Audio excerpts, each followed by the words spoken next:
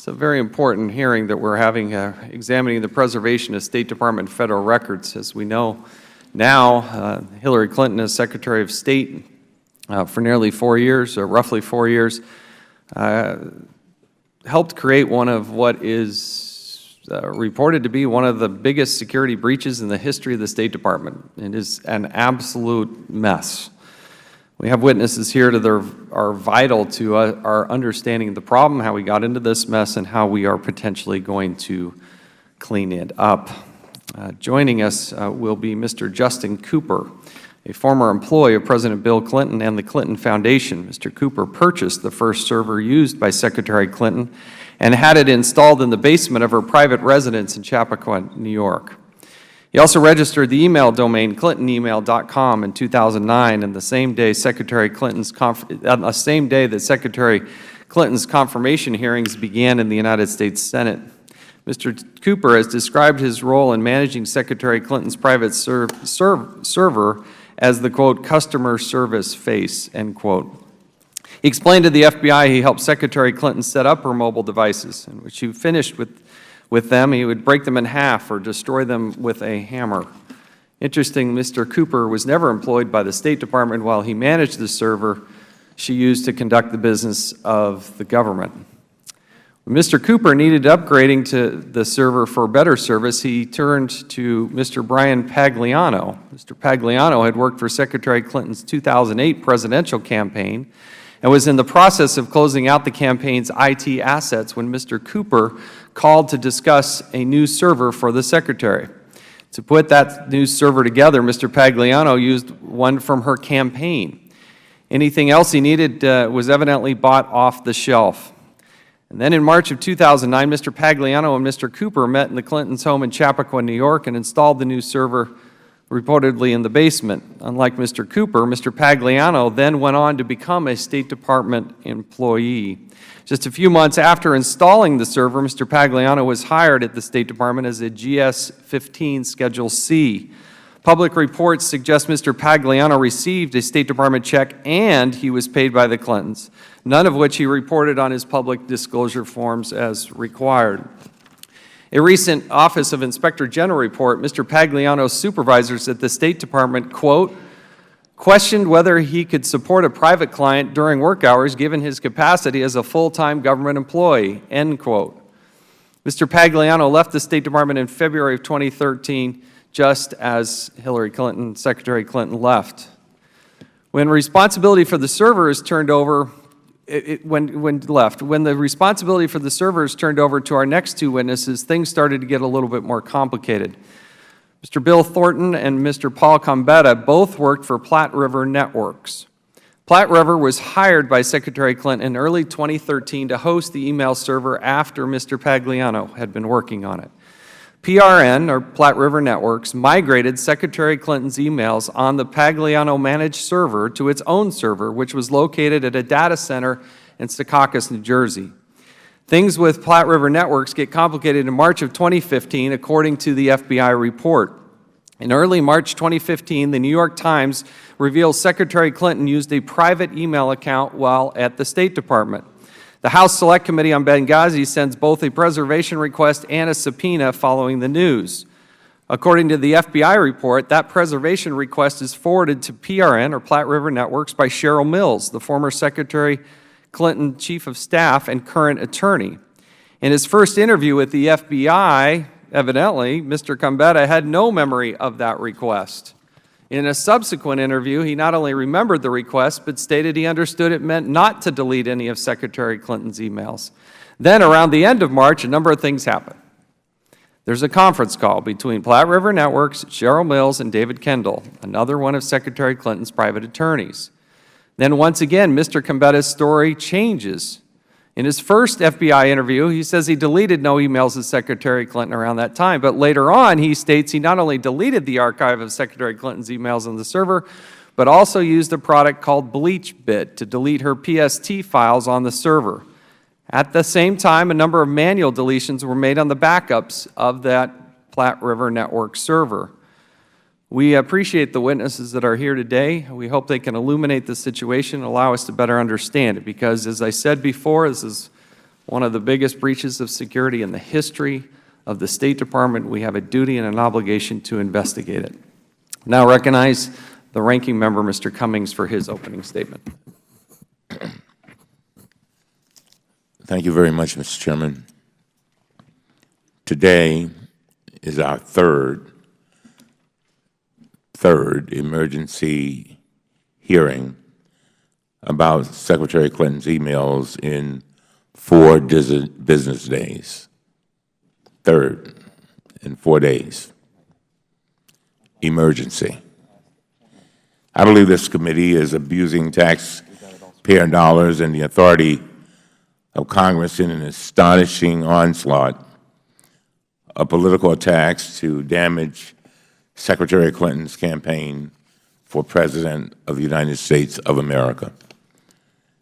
This is the first time in my 20 years in Congress that I personally witnessed the oversight power of this committee abused in such a transparently political manner to directly influence a presidential campaign. The point of today's hearing is to investigate baseless Republican accusations that Secretary Clinton or her aides ordered the destruction of emails to conceal them from investigators. The most important fact for today's hearing is that the FBI already investigated these accusations and thoroughly debunked them. They interviewed witnesses, examined forensic evidence, and concluded that these accusations have no merit. FBI Director Comey stated, and I quote, "We found no evidence that any of the additional work-related emails were intentionally deleted in an effort to conceal them." End of quote. He went on to say, and I quote, "We did not find any evidence of evil intent, an intent to obstruct justice." Now, that's the FBI director, a man who had been a lifelong Republican, a man who was applauded by the Republicans as one of the most honorable public servants that ever existed. So he went on and he emphasized in a memo to his staff just last week, and I quote, "The case itself was not a cliffhanger," end of quote. Of course, the Republicans did not like the answers that the FBI director gave, so they simply manufactured today's hearing out of thin air. This entire hearing is a contrived campaign photo op. Here is the playbook the Republicans are using. Step 1, publicly accuse the witnesses of criminal activity, no matter how ludicrous, and then refer them to the U.S. Attorney's Office for criminal investigation. That's step 1. Step 2, the next day, invite these same witnesses to an emergency hearing on those criminal accusations, and then rush to issue a flurry of unilateral subpoenas demanding that they testify. No debate, no vote.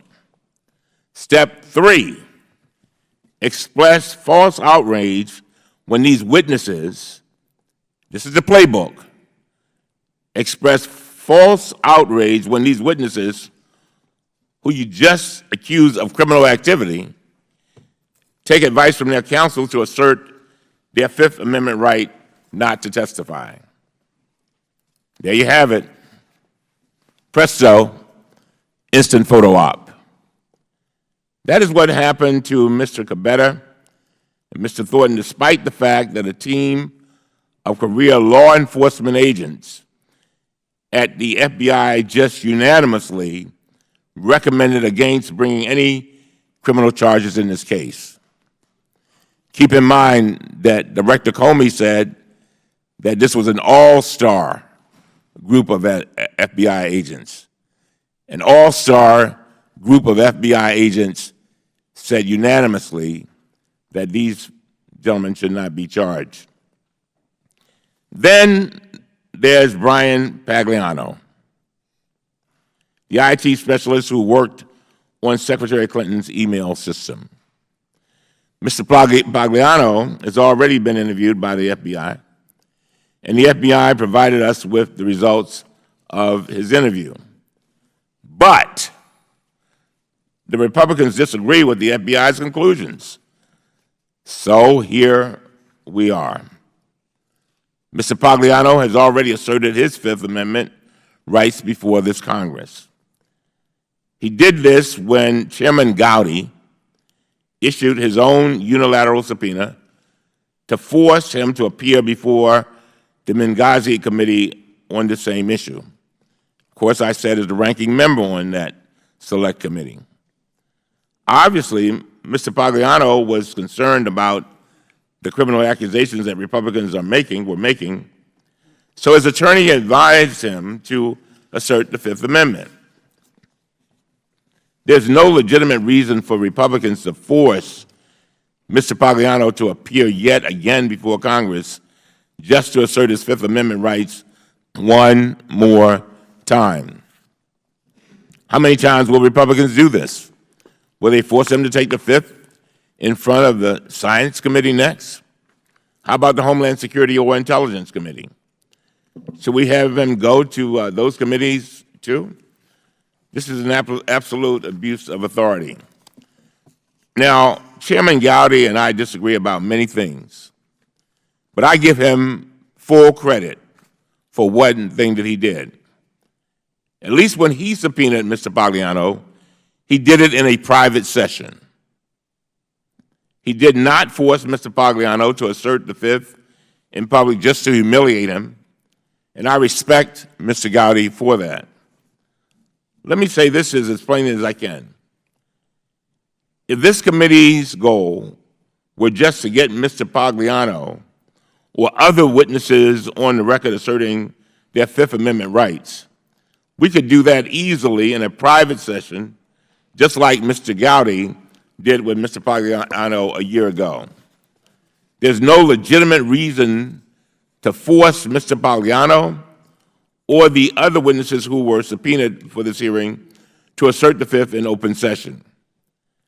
There's only an illegitimate reason to get a photo op that Republicans think could harm Secretary Clinton's presidential campaign.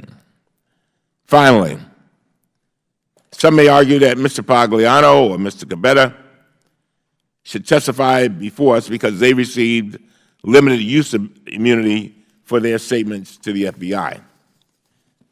But no lawyers worth their salt are going to let their clients testify before a congressional committee whose chairman just sent another referral for criminal prosecution, no matter how frivolous the accusations are. They're just not going to do it.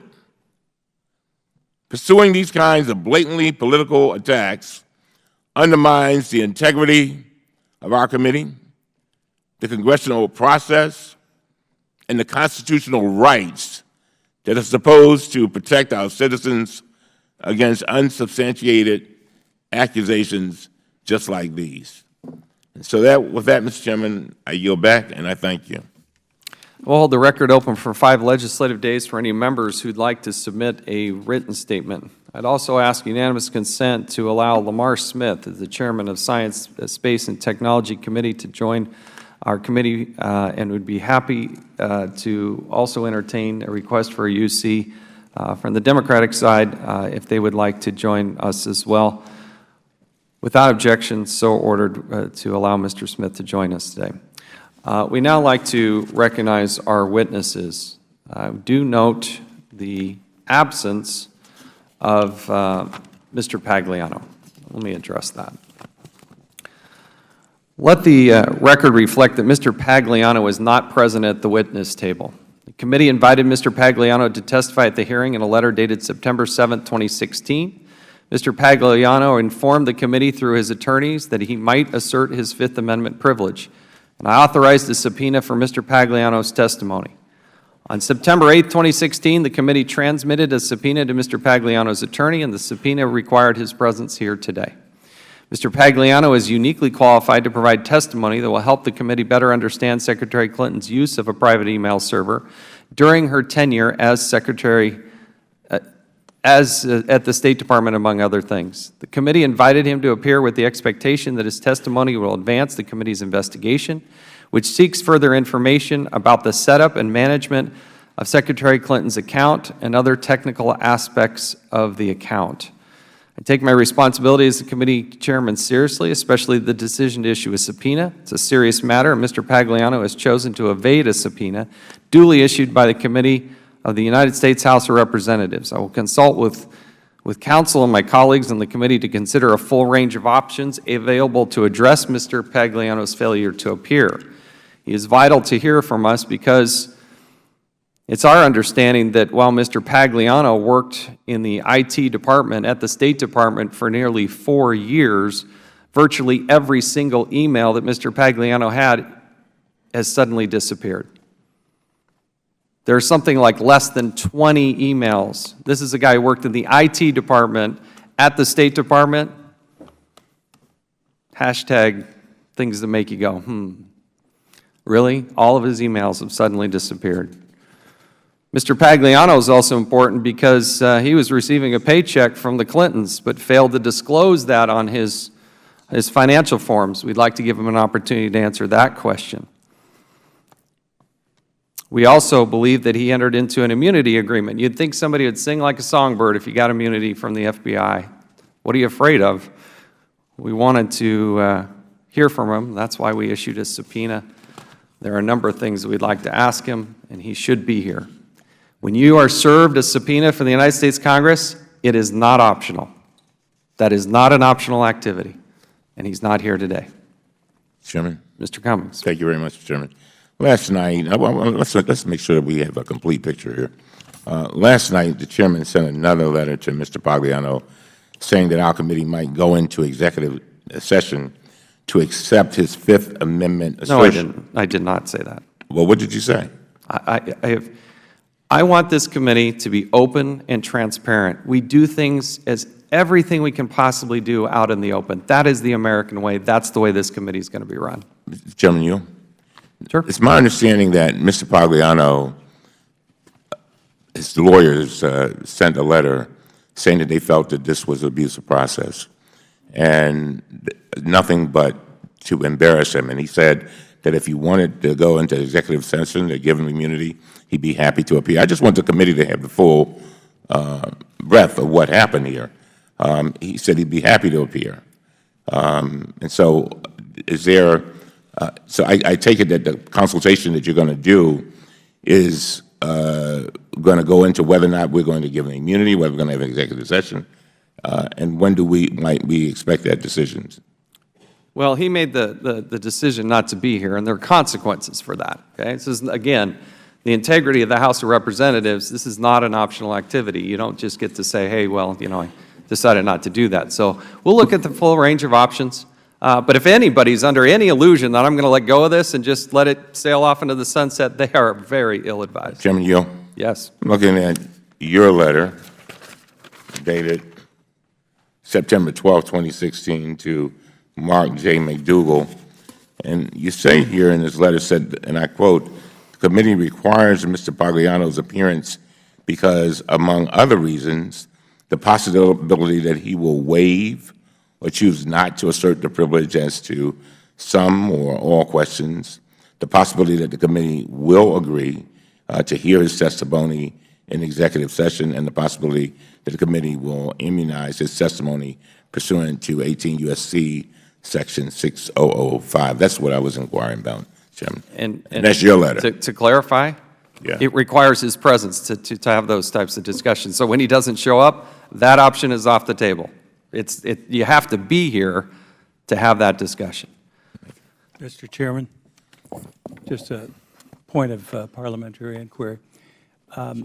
You said that it is not an option for the witness who's refused to testify. He was duly presented and served with a subpoena from this committee. Is that correct? Yes. And one of the options would be possible contempt of Congress among the options that we have available. And at what point would that be appropriate to consider the options in a future hearing or a request to the chair? We will consider all options. I would like to continue on with this hearing, given the three witnesses that are here, and they are here, and rather than unduly delay the rest of this hearing, dealing with Mr. Pagliano, we'll complete this hearing and then look at the options from there. Thank you, Mr. Chairman. Are we going, just one thing, Mr. Chairman. Are we going to do that after the hearing? What you just said you were going to do? We're going to consider the options, given that Mr. Pagliano is non-attendance after he was issued a subpoena. We will deal with that after the conclusion. And one of those things that we might consider is going into executive session, since Mr. Pagliano said he would be happy to come in executive session. Would that be one of the things? I will entertain all of the potential requests, but I'm telling you, I have no intention of going into executive session when he thumbs his nose at the United States Congress, wastes this committee's time, U.S. Marshals having to serve subpoenas, and for him not to show. That is just not acceptable. Mr. Chairman, on a point of order. Yes. I just want to understand this as well as I can. Did the chairman issue a criminal referral on Mr. Pagliano? When we heard that the FBI had not looked at anything that Secretary Clinton had testified under oath before Congress, we did give a referral. Okay. When we learned more information. And that's outstanding, right? I mean, We don't know. We don't know. Well, you issued it. We issued it, but we don't know. Here's my point. Here's my point.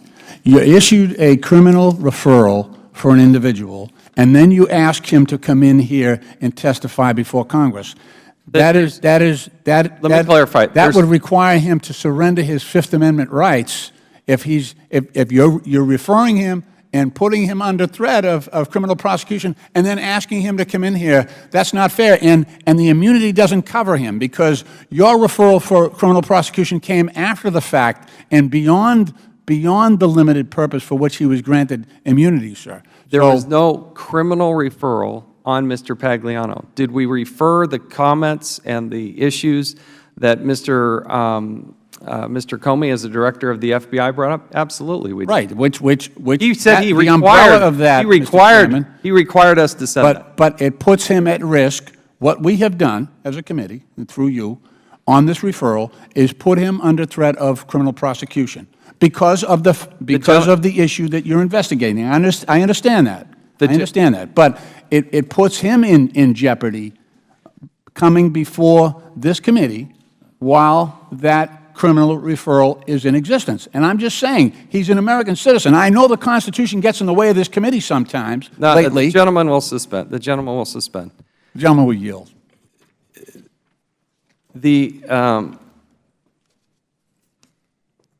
To clarify, the referral was to look at Secretary Clinton's testimony before Congress. Okay? That was the referral. Mr. Pagliano, his attendance is required here. There was interaction with Mr. Pagliano with another committee, but that's another committee. You have to bring that up with the other committee. I'm concerned about the integrity of this committee. I think we've done the right thing here. His attendance is required here today. He's not here, and we will deal with that afterwards. We do have Mr. Gambetta here. Mr. We do have Chairman. Mr. Thornton here, and we do have Mr. Cooper here. Mr. Chairman, Gentleman from South Carolina. could I engage with the chair in a colloquy? Yes. I thought witness Pagliano was granted immunity. That's what I've read. Well, Congress can't prosecute anyone, so the one entity who can has granted him immunity. I'm trying to figure out what his criminal liability is. If the gentleman would yield? Well, I was having a colloquy with the chairman. I understand but if that, you, but I if you haven't- can answer the question, I'll be happy to hear from you. The FBI granted him limited immunity for the purpose The of FBI their- didn't grant him immunity. The Department of Justice granted him That's immunity. correct, that's correct, that's correct, for that limited purpose. How do you know it was limited use immunity? I haven't seen the immunity agreement. Let me also inject here. No, I have great respect for Mr. Lynch. I have asked what His kind of a... his attorney, Mr. Pagliano's attorney, says in his letter that Hold on, he was given limited immunity for that purpose. Well, that raises another interesting question that I hope the gentleman from Massachusetts will help me figure out, which is when you've reached an agreement with the government, oftentimes it includes cooperation with other entities within that same government. So I wonder whether the Department of Justice in their proffer or immunity agreement with Mr. Pagliano made it clear that he needed to cooperate with another branch of government. We can't prosecute anyone. Only the Department of Justice can, and they've made it, frankly, crystal clear they're not prosecuting anyone in this fact pattern. So where's the criminal liability?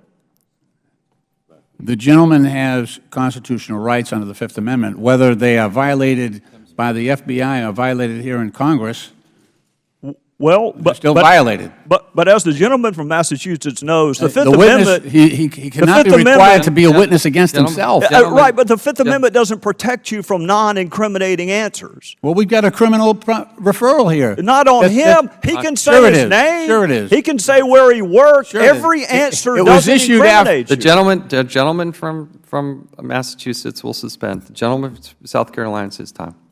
I was just inquiring of the chair. I thought there was an immunity agreement in place between the Department of Justice and this witness. So if he's been immunized and you can't prosecute anyone for anything, where is the criminal liability to him coming and answering questions?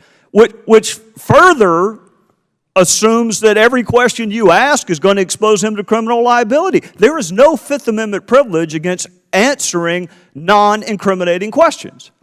Will the gentleman yield?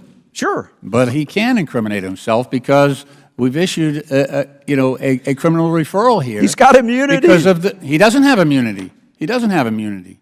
He doesn't have immunity. You haven't seen the I'll enter immunity this. agreement. Yeah, look at it. If you want to read it yourself, it's from the gentleman's attorney. He says he's got limited No, immunity. I'm going to so- need a more reliable source than a criminal defense attorney. I want to read the agreement itself. I want to read the agreement between the Department of Justice and this witness, and whether or not that agreement requires this witness to cooperate with other entities of government. That is commonplace.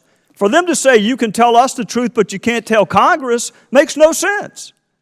That's all I want. Okay, the gentleman will suspend. The committee should also be aware that the committee did send a subpoena to Mr. Pagliano to produce this immunity agreement. That was due today at 10 a.m., and he did not produce that as well. So he was under subpoena to not only have his presence here, but so that everybody on this panel can see this immunity agreement, which he supposedly has in his possession. Those documents were also subpoenaed by the committee, and he did not comply with that as well. It's the intention of the chair here. We're going to move on. There's a lot to address with Mr. Pagliano. Like I said, we're not letting go of this, but we need to continue with this hearing. We have Mr. Gambetta, Mr. Thornton, Mr. Cooper here. We do appreciate being here. All witnesses are to be sworn before they testify. So if you will please rise and raise your right hand.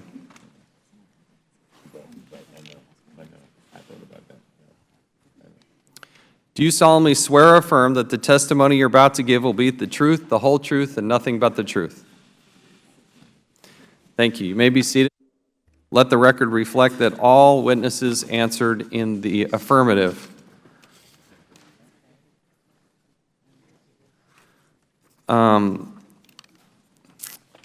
We have not received any written testimony from today's witnesses. Mr. Gambetta, do you intend to make an opening statement? On advice of counsel, I respectfully decline to answer and assert my Fifth Amendment privilege. Mr. Thornton, do you intend to make an opening statement? On the advice of counsel, I respectfully decline to answer and assert my Fifth Amendment constitutional privilege.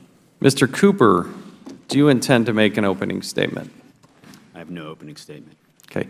Please, if you all can move the microphone a little tighter, a little closer, it's just hard to hear. Mr. Gambetta, we've sent a subpoena to you for your supposed, we had read that there was an immunity agreement. Mr. Gambetta, did you produce your immunity agreement this morning as required under the subpoena? On advice of counsel, I respectfully decline to answer and assert my Fifth Amendment privilege. Mr. Gambetta, a couple of questions.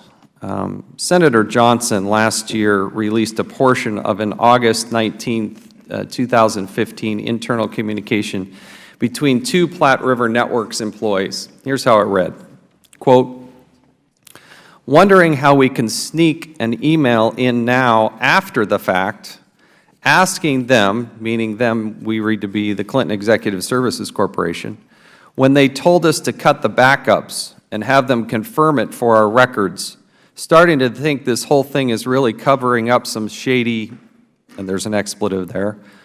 "I just think if we have it in writing that they told us to cut the backups, then we can go public with our statement saying we've had the backups since day one. Then we were told to trim to 30 days. It would make us look a whole lot better."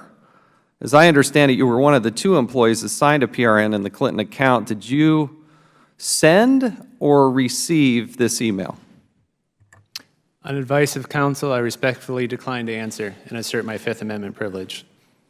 Mr. Gambetta, 2 days after that last email, you wrote on August 21st, 2015 to an employee of a third-party backup firm called Datto. This is what it said, quote, "We are trying to tighten down every possible security angle on this customer. It occurs to us that anyone at PRN with access to the data partner portal, i.e. everyone here, could potentially access this device via remote web feature. Can we set up either two-factor authentication or move this device to a separate partner account or some other method to allow only who we permit on our end to access this device via the internet?" End quote. If I understand the email correctly, every single employee at PRN could have accessed some of the most highly classified national security information that has ever been breached at the State Department. Can you prove that no other individuals accessed this data or even passed it on to someone else? On advice of counsel, I respectfully refuse to answer and assert my Fifth Amendment privilege. Well, one last one here. Mr. Gambetta, you're an IT guy who's paid by the Clintons. Generally, IT guys don't erase their clients' emails unless they're told to do so. So who told you to delete the emails? On advice of counsel, I respectfully decline to answer and assert my Fifth Amendment privilege. Mr. Cummings, do you have any questions? Yeah. Do you all plan to continue to assert your, Ms. Gambetta, Ms. Thornton, do you plan to continue to assert your Fifth Amendment rights? Is that your plan? Is that your plan? On advice of counsel, I respectfully refuse to answer and assert my Fifth Amendment privilege. And you, Ms. Thornton? On advice of counsel, I respectfully decline to answer and assert my Fifth Amendment. I'm not going to have any other questions since it's clear that you're taking the fifth on it. But, and I can understand why you're doing what you're doing. We've had a case here before where answering a question or two, we then ended up in all kinds of litigation as to whether or not you had waived your Fifth Amendment privileges. And so I have nothing further. And I do know that DC Ethics, DCS Ethics opinion that addresses the abuse of witnesses trying to take their Fifth Amendment privileges. And as a lawyer, I'm not going to be a part of that process. Mr. Gambetta, given that you have indicated that you do not intend to answer any questions out of respect for your constitutional rights, we will now excuse you from the table. Okay?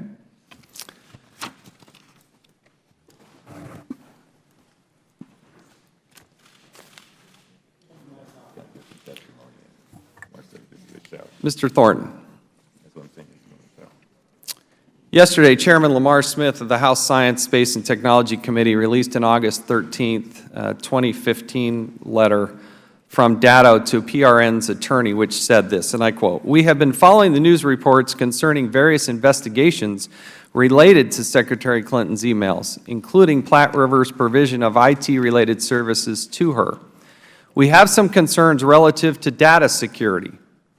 Platt has not enabled encryption at the local device. Given the sensitive, high-profile nature of the data which is alleged in press reports to potentially reside on the Datto device, it may be the target of a cyber attack from a multitude of highly sophisticated and capable entities or individuals. We believe such an event could place the unencrypted data itself at risk, as well as expose both Datto and Platte River systems to collateral damage. In its current state, and it goes on, the device and the data that is stored thereon, and it goes on, is more vulnerable to cyber attack than Datto believes is prudent under the circumstances. Mr. Thornton, given the vulnerabilities identified by Datto, are you aware of any hacks of PRN's systems? On the advice of counsel, I respectfully decline to answer and assert my Fifth Amendment constitutional privilege. I'd like to just ask you one other question that I can't imagine has any implications on any criminal culpability or anything else to the, just a simple question, yes or no, and if you'll answer this one, we'll cut you loose here. Were you interviewed by the FBI? On the advice of counsel, I respectfully decline to answer and assert my Fifth Amendment constitutional privilege. You can't answer the question about whether or not you were interviewed by the FBI? On the advice of counsel, I respectfully decline. Mr. Cummings. Again, as a member of the bar for 40 years, I'm not going to participate in this. I just think that when we bring witnesses here and we berate them, when we could do it in executive session or whatever, again, I think it would be unethical for me to do that. So I have nothing. Given that the witness has indicated he does not intend to answer any questions out of respect for his constitutional rights, we will now excuse Mr. Thornton from the table. We will recess for 2 minutes while the clerk is able to reset the table. Committee stands in recess.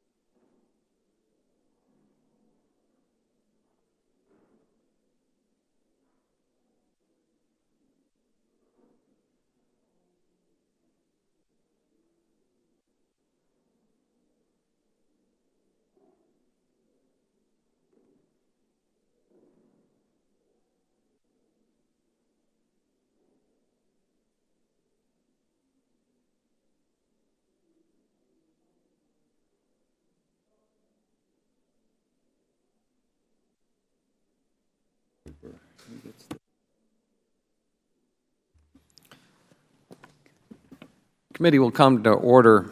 As we last left it, there are some serious questions based on the emails about the, here you have some of the most vulnerable secrets in all of the State Department, all of the United States. People who put their lives on the line for this country, and this data evidently is unencrypted without dual authentication, and it begs a lot of questions.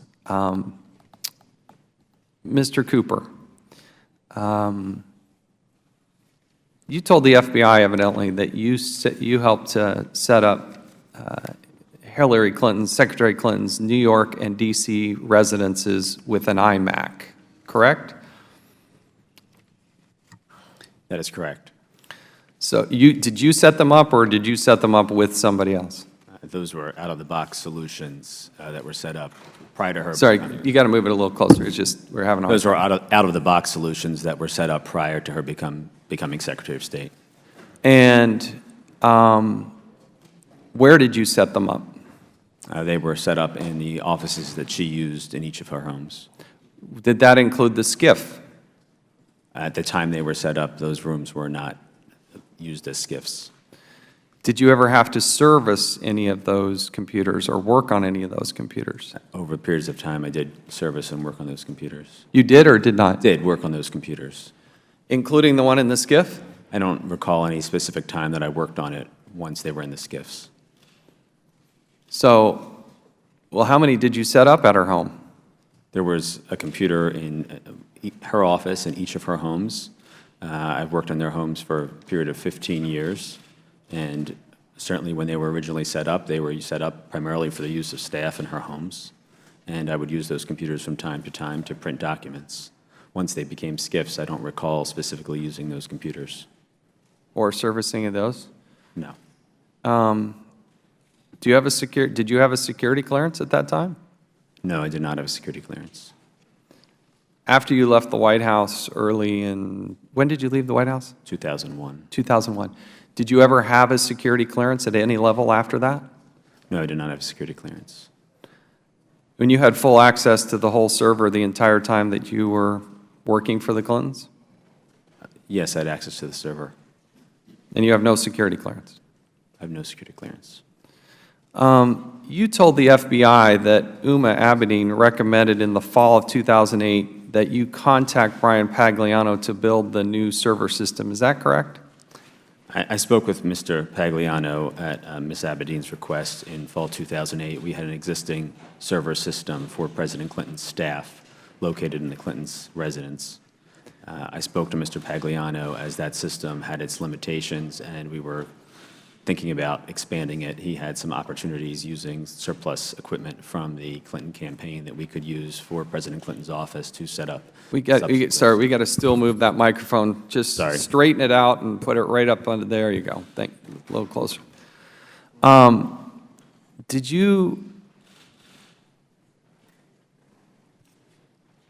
What conversations did you have with with Uma Abedin about the setting up of the server?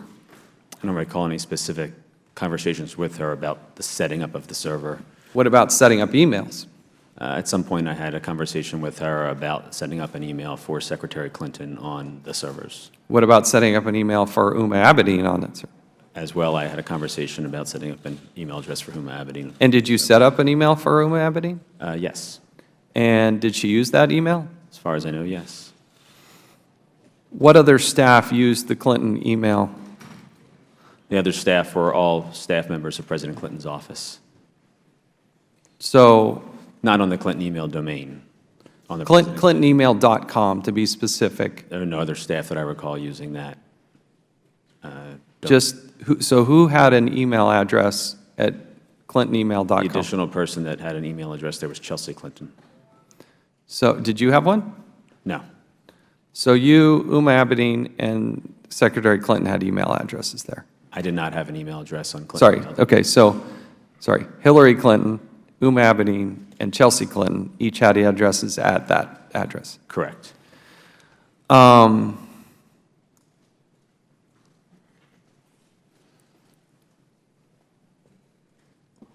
What other computers did you set up in their residence? How many computers did you set up? The only computers I set in the residence were the 2 iMacs, which you have previously mentioned, and the initial Apple server, which came in with support from Apple to set up that server in their household. And did you set up anything in Washington, D.C. at a residence there? As mentioned, that one of the 2 iMacs, which you referred to, was in Washington, D.C. So the other one was in Chappaqua, New York? Correct. Okay, so there's a total of 2 computers, one in Chappaqua, Why did you set up ClintonEmail.com? Secretary Clinton was transitioning from presidential campaign and her Senate role and had been using primarily a BlackBerry for her email correspondence. There were limitations to her ability to use that BlackBerry, as well as a desire to change her email address because a number of people had received her email address over the course of those activities. So we created, with a discussion, I believe with Huma Abedin at the time, what domains might be of interest. We obtained a domain, and we added it to the original server used by President Clinton's office for her to use with her BlackBerry at the time. And we set that up in a way where the messages simply came into that server and bounced right to her BlackBerry and were not retained on that Apple server. Who paid for these computers? All of them were paid personally by the Clintons, Personally? personally.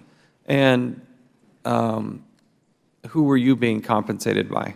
I was being compensated by the Clintons. Just personally, or the Clinton Executive Services, Clinton Foundation, what was? At that time, I was employee of both the Clinton family personally and the Clinton Foundation. Okay. All right, my time has expired. We now recognize the ranking member, Mr. Cummings. Mr. Cooper, the FBI's investigative summary states that the Apple server you helped install on the home of President and Secretary Clinton in 2008 was originally purchased for the purpose of hosting email services for President Clinton's staff. To the best of your knowledge, is that accurate? Yes, that's accurate. According to the FBI summary, the decision was made to keep that server in the Clinton residence. The reason was, and I quote, due to concern over ensuring email reliability and a desire to segregate email for President Clinton's various post-presidency endeavors, end of quote. According to the FBI, the decision was made in January 2009 to switch from the Apple server to a new server. The FBI investigative summary states that in 2009, quote, according to Cooper, in or around January 2009, the decision was made to move to another server because the Apple server was antiquated and users were experiencing problems with email delivery on their BlackBerry devices, end of quote. Is that accurate? I would say that there's not a date certain that there was a decision made to switch from one server to the other. In my conversation with Mr. Pagliano, I was aware that the Apple server, which we were using, was not fully meeting our needs and was not expandable to meet potential future needs of other staff from President Clinton's office joining the server. It also did not have a robust solution to support BlackBerry usage. It's very hard for me to even remember what the technology around BlackBerry was then and how they functioned. There were more progressive ways to use a BlackBerry. Mr. Pagliano had the expertise to set up a server that had a proper BlackBerry interface with it, and that was something that was desired by President Clinton's team. And so over a period of time, as Brian decommissioned those servers from the campaign, we were able to purchase them from the campaign. He then took time to set them up on his time, either in the campaign offices or his home, I'm not sure the location, and then delivered them to Chappaqua, I believe in around March of 2009, when I physically helped him move them into the space where they were going to reside. So Secretary Clinton began using that new server for email around March 2009, is that accurate? Her connection to that server, I believe, was in March 2009. Now, Republicans have a conspiracy theory that Secretary Clinton used the server in her home for email in order to avoid complying with records laws. Representative DeSantis asked Director Comey directly about that theory. He asked, and I quote, was the reason she set up her own private server, in your judgment, because she wanted to shield communications from Congress and from the public? Now, Ms. Cooper, here's what Director Comey said, and I quote, I can't say that. Our best information is that she set it up as a matter of convenience. It was an already existing system that her husband had, and she decided to have a domain on that system. Now, do you have any evidence to dispute what the FBI Director, Mr. Comey, said? No, I don't have any evidence to dispute that. I believe that Secretary Clinton had personal email on her BlackBerry and was looking for a new solution to be able to use personal email. Now, were you ever told that Secretary Clinton used a server in her home to avoid the Federal Records Act? No, I was never told that. Were you ever told that Secretary Clinton used a server in her home to avoid the Freedom of Information Act? No, I was never told that. Now, Mr. Cooper, I think it would be helpful to walk through exactly what your role was and was not with regard to the production of Secretary Clinton's emails to the State Department and the FBI. Did you cooperate with the FBI investigation to the best of your ability? Yes, I did. Did you turn over to the FBI any relevant records that were in your possession? Yes, I turned over records to the FBI. In mid to late 2014, Secretary Clinton's attorneys attempted to collect all of Secretary Clinton's work-related files from her tenure at the State Department and turned them over to the State Department. Mr. Cooper, were you involved in that 2014 document production process? No, I was not. Now, did the FBI determine that none of Secretary Clinton's work-related emails were intentionally deleted in an effort to conceal them from investigators? Do you have any reason to dispute that finding? I do not have any reason to dispute that finding. Thank you very much. Now recognize the gentleman from Florida, Mr. Micah, for 5 minutes.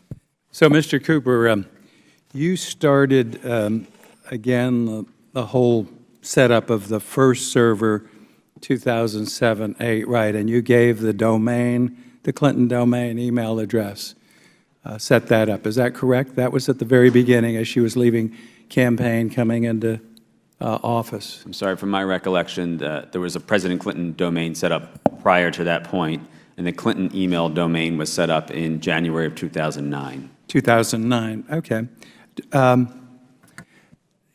At some point when she left, I guess the private capacity came into the public, I have some information that at least 2 of her old mobile devices were destroyed, and you took part of that. Is that correct? I believe you're referring to the FBI report that mentions the 2 devices. Yes. I can't. When did you take part in destroying some of her old mobile devices? Yes, at some point in time, when she was transitioning from one mobile device to the next, we would take the information that was on the old device, back it up, transfer it to the new device. And you worked with Mr. Pagliano?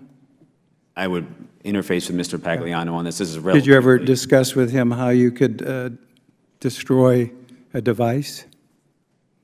I don't Did he participate in destruction of any devices? recall any conversations of that type. Okay. Are you aware of what happened to his emails?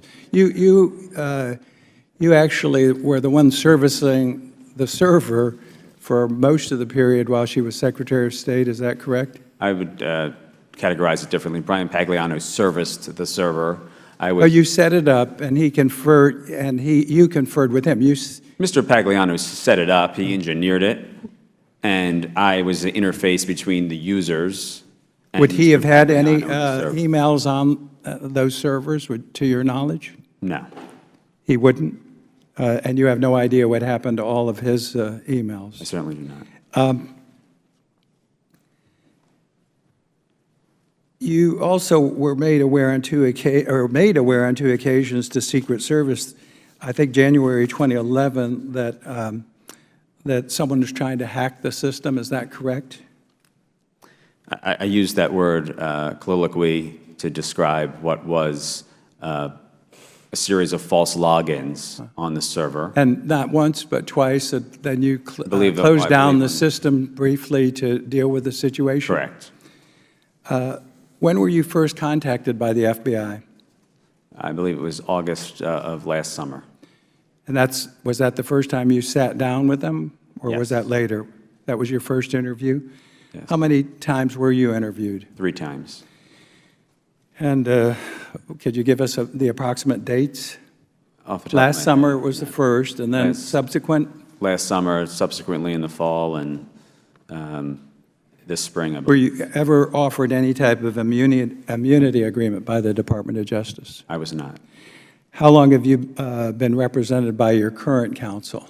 Since the beginning of, since I was first contacted by the FBI. And again, you've explained that it was the Clintons who paid for your counsel up to that time, and the organization that was set up by the Clintons? I'm the only person who's paid for my counsel. You've paid for your own Yes. expenses. They've not paid for any. Correct. Did you have you had any kind of a joint defense agreement with any other individual involved in the FBI's investigation? I have no such agreement. No such agreement.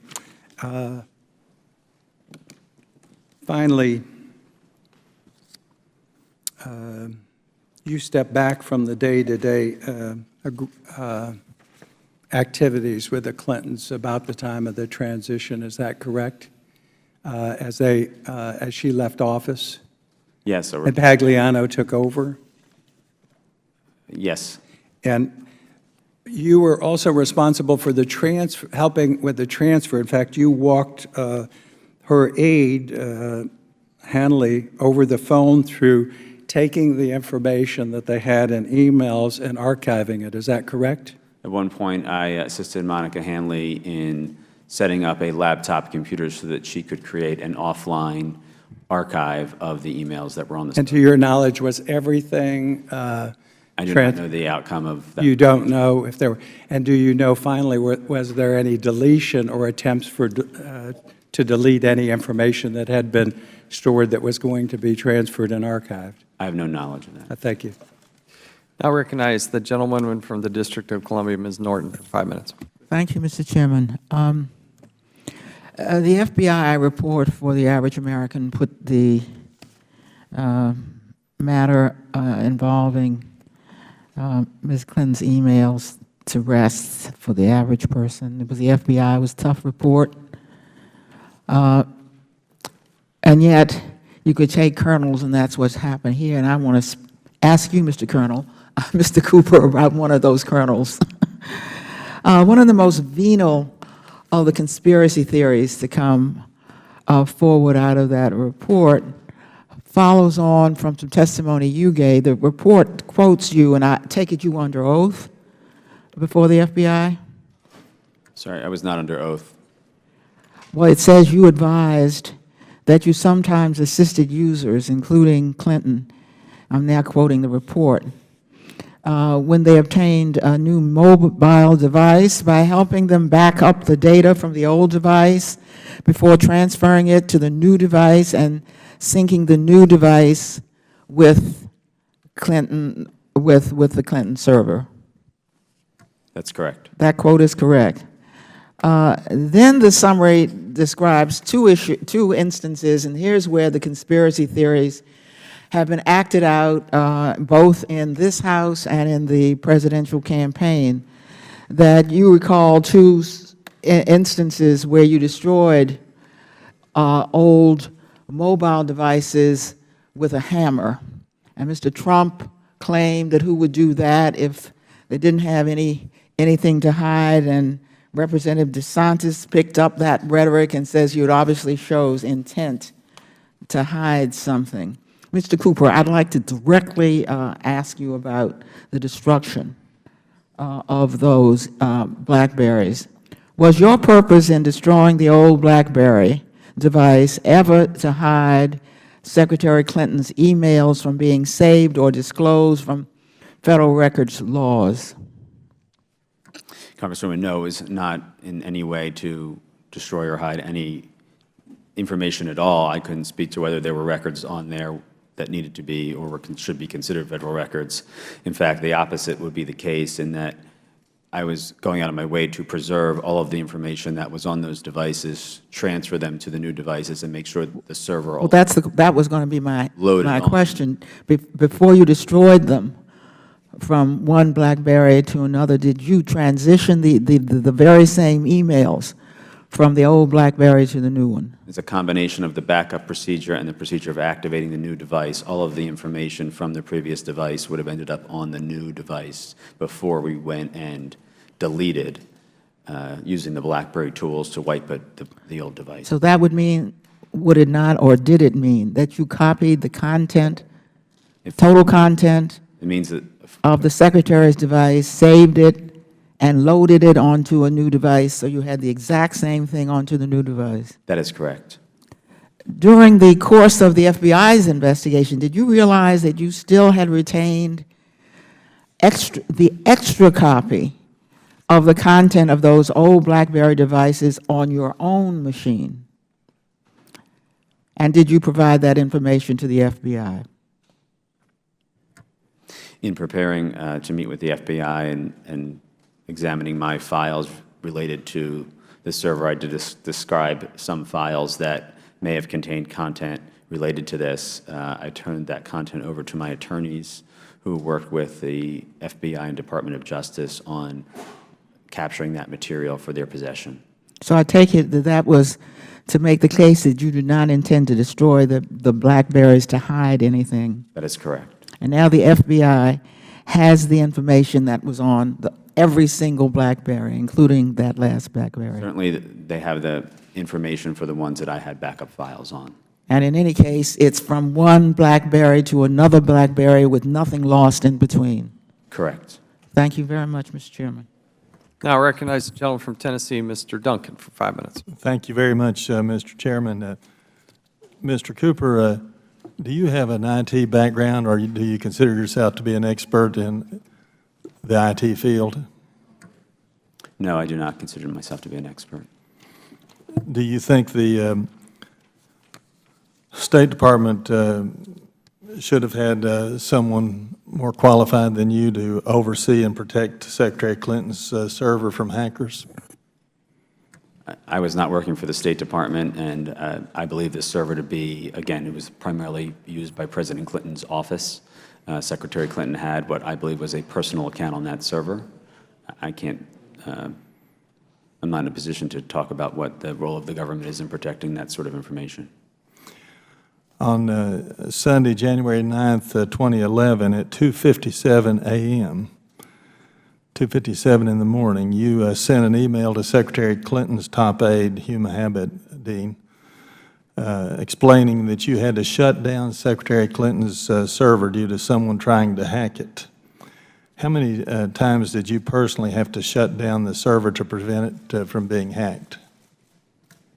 Again, it's the server that contained both Secretary Clinton's and also President Clinton's office on there. This was a series of failed logon attempts, which were brought to my attention by alert we had on the system.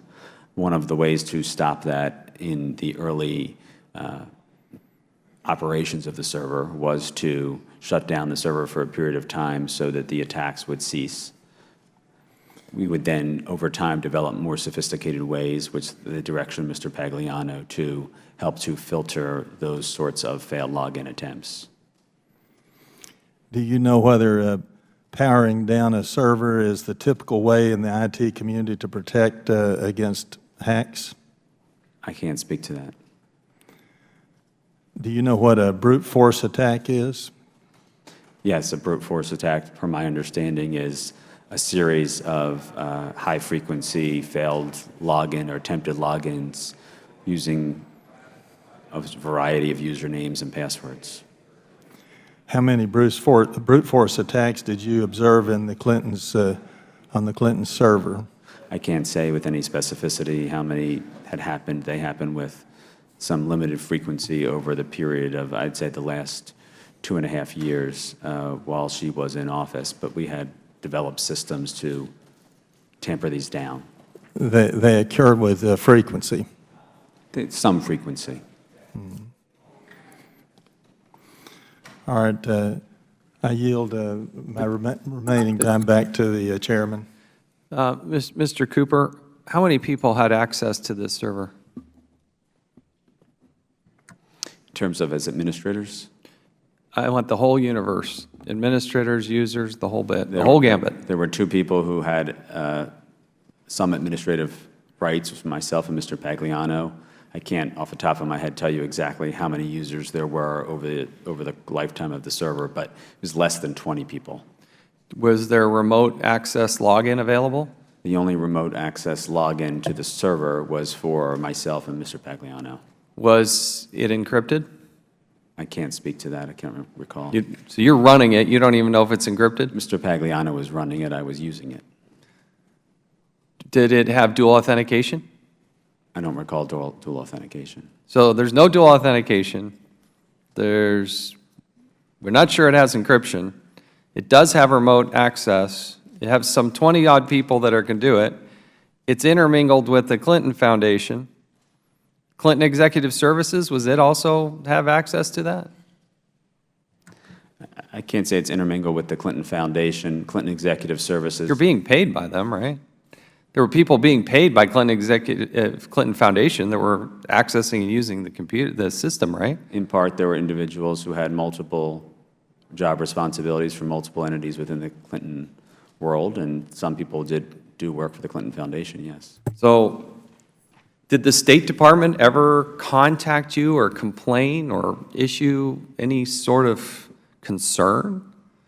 No, I do not have any concern or Mr. Chairman, I have one more question. Yes, Mr. Duncan.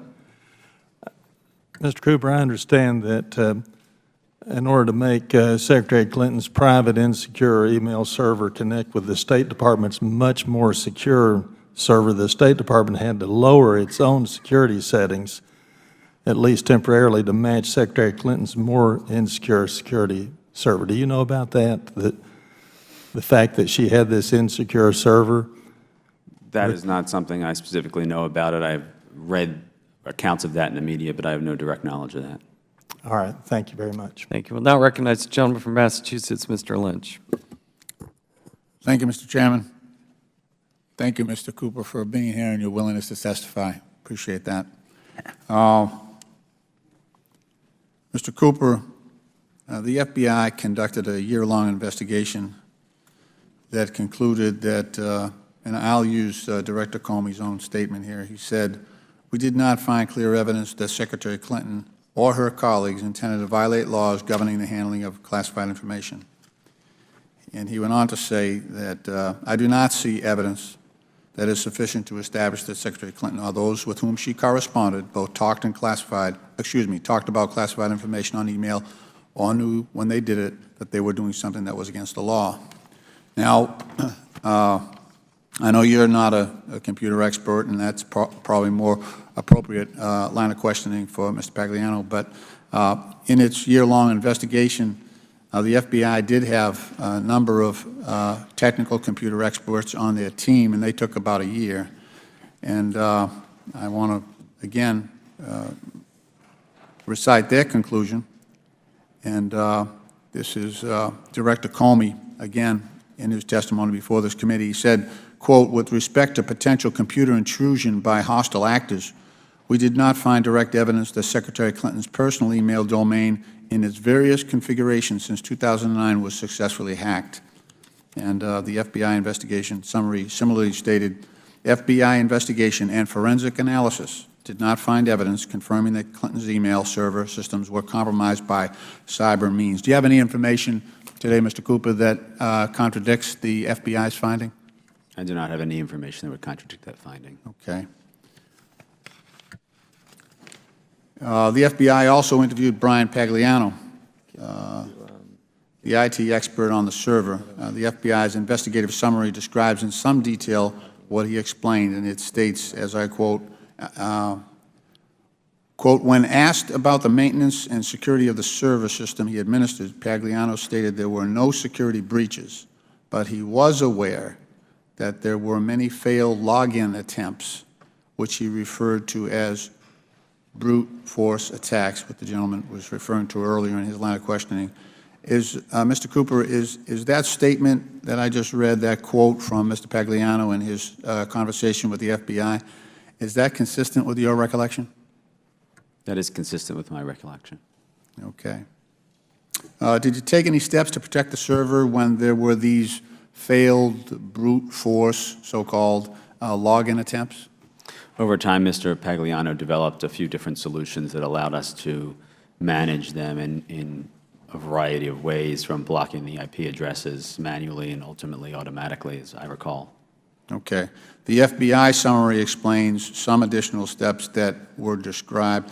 I'm not sure if it was, I think it was Mr. Pagliano who took those steps to improve the security of the server, including establishing secure socket layer certification for encrypted login on March 29th and Internet protocol filtering to block access from would-be hackers. Is that consistent with your recollection? That is consistent with my recollection. Thank you. That's all I have, Mr. Chairman. I yield back. Gentleman yields back. We now recognize the gentleman from Ohio, Mr. Jordan. Thank you, Mr. Chairman. I actually had questions for the guys who aren't here, but so I want to just walk the committee through a few things. We can put up the slide. That'd be good. And this is where the chairman was earlier when Mr. Thornton and Mr. Combetta were here. This is an email we think either from one of those guys. One of those guys sent it and or received it. And I just want to read this. Look at the date first, August 2015. A lot of things happened before that date. But wondering how we can sneak an email in now after the fact, asking them when they told us to cut the backups and have them confirm it for our records. We're starting to think this whole thing is really covering up a lot of bad stuff. They wanted something in writing because they knew they were going to get thrown under the bus later on. That's what, and we know that they changed the backup structure because look at the FBI report, page 18. Cheryl Mills instructed someone, name is redacted, at Platte River Network to modify the email retention policy on Clinton's ClintonMail.com email account. She wanted to get rid of anything after 60 days. So we know they were instructed to do it. They just wanted something right. Let's just walk through some history here. From the FBI report, July 2014, at the request of Cheryl Mills, Platte River Network remotely transfers all Hillary Clinton emails to Cheryl Mills and Heather Samuelson's laptops. These laptops are later have bleach bit applied to them and stuff is deleted. What happened right before that? What happened right before July 2014? Again, go to the report. Page 15 of the report. During the summer of 2014, Cheryl Mills is given a heads up by the State Department that there'd be a letter coming requesting all Hillary Rodham Clinton's emails. Jump forward to December. Cheryl Mills' request, Platte River Network changed the email retention policy on her account, what I just read. What happened right before that? What prompted this change? December 2nd, Chairman of the Benghazi Committee, Trey Gowdy, sends a letter to David Kendall, says, hey, we just found out about this other account. We didn't know at the time it was the only account. This other account that Hillary Clinton has, we'd like the information, any emails relating to the Benghazi situation from that account. And of course, right after that, they changed the policy that Platte River Network is instructed to delete anything after 60 days. And now we move forward to the amazing month, the one the chairman cited in his opening comments, March 2015. March 2nd, New York Times reports she's got just this one email account, this private server situation. March 3rd, Mr. Gowdy sends a preservation letter telling them to preserve everything that might be relevant to our investigation. March 4th, there's a subpoena. March 9th, Platte River Network is put on notice about the preservation order. March 10th, she does her press conference, and of course the important dates, March 25th and March 31st. Those 2 dates, there are conference calls with Clinton lawyers, Bill Clinton's lawyers, and Hillary Clinton's lawyers, and Platte River Networks, and of course, on the 31st of that month is when they take bleach bit to the whole darn thing and they get rid of everything. They get rid of everything. So now we have three guys. One on the front end, Mr. Pagliano, who helped Mr. Cooper set it up, take the fifth and get immunity. And now we have 2 guys on the tail end, right? Mr. Combetta and Mr. Thornton didn't work for the government. They take the fifth, and Mr. Combetta, at least, gets immunity. Go back to the date again, August 2015. These guys are starting to wonder, wow, we don't have anything in writing. We've been given all these instructions verbally, phone calls, conference calls, all these instructions to change the backup, delete things, erase things, bleach bit things, take hammers to things, all these instructions. We don't have anything in writing, we might be in trouble. Guess what? They are. That's the story. And that's why it's appropriate, Mr. Cummings, for the chairman to invite him in here today and see if they would finally answer somebody's question. Mr. Gowdy's just right. He's exactly right. They'll talk to the people who can put them in jail, but they won't talk to Congress. They'll talk to the Justice Department. Mr. Pagliano, Mr. Combetta will talk to the Justice Department, but they won't talk to us. We can't put them in jail. We just want to get answers for the American people, and they won't talk to us. I've never seen anything like this, Mr. Chairman, where you get, as we talked about yesterday, no regular American can get away with the kind of behavior Secretary Clinton gets away with. Two standards now in the country, and this is what is so wrong, and this is why the hearings you're having and the investigation we're doing is entirely appropriate. And with that, I yield back. Gentleman yields back. We now recognize the gentleman from Texas, Mr. Farenthold, for 5 minutes. Thank you, Mr. Chairman. Mr. Cooper, thank you for being here and having the courage to testify before us and getting to the truth. I want to just take a big step back. I'm pretty geeky, and I'm going to ask some geek questions that you may or may not be able to answer. But the server the Clintons had, this wasn't like just a personal computer that everybody has that they pick up their email. I've had people go, oh, I've got a server in my house. That's how I get email. They think their personal computer is a server. This is a computer running business class software that delivered and forwarded and stored email for dozens of people. Is that correct? Yes, that's correct. And are you familiar with many people who have this type of equipment in their home? It's typically something that's in an office. Is that correct? That's correct. Do you know anybody who has a server at their home besides maybe me? I'm certainly aware of some people who have servers. But it's pretty rare. Are you familiar with what email software was running on the server? I do not recall specifically what the software was running on either. All right, and you told the chairman that what it was set up to do is an email came and it forwarded it to Mrs. Clinton's BlackBerry. And did it delete it from that server, or did it keep it on that server? Yeah, my recollection, and just to be clear, there are two servers that we're speaking about. There was an Apple server in use from approximately June 2008 until March 2009. That server, which was originally, again, set up for President Clinton's office staff, had some software on it. I'm sorry, I don't recall the name of what the software packages on there that administered that were. One was a mail client, and one was a tool that was supposed to interface with BlackBerry, but it wasn't BlackBerry's own product. So was it secure, or did it just like forward using SMTP to like the Verizon BlackBerry gateway? I can't speak to the security of what that software was, but I believe in the case of Secretary Clinton, because she wasn't going to be accessing that email in any other fashion, and the focus was transitioning her email address over so people would start to use her new email address. We were simply receiving messages in, not retaining them on that server and having them automatically forward to her agent. Right, and on the later server, did it do the same thing? On the later server, it functioned more like what you were probably used to in your day-to-day activity, where there was a mailbox on that server that could be accessed. And was it opened up to where you could get your email through that server through POP3 or IMAP or a web client? While I don't specifically recall, I believe, depending on the user, we would customize, Brian would help to customize what ports were open based on how that user was accessing. And did you require that users picking up their mail remotely use a secure client, or they just come in clear text over the standard SMTP ports or POP3 ports? I don't recall what the protocols were. All right, so you don't know if there was a requirement to log in with a SSL. So it could potentially have been in clear text. All right, did you turn over the logs and notifications that you received to the FBI? The email of the brute force attacks? I did not turn those over to the FBI. There was an instance where we shared some logs with the United States Secret Service when we were first experiencing failed login attempts. Right now, and so you got to notice when there was a failed login attempt. But if somebody doing this brute force attack where they just enter a username and you throw random passwords at it, if they'd gotten it right, you wouldn't have been notified, would you? You'd have thought maybe it was you would have probably thought it was Mrs. Clinton or some legitimate user actually getting in. I don't want to suppose, but I mean, you wouldn't, understand. you only get notices of failed login Correct. attempts. You weren't notified every time somebody actually logged in, though there may actually have been a log kept. Correct. So somebody could have gotten in and you just wouldn't have known it.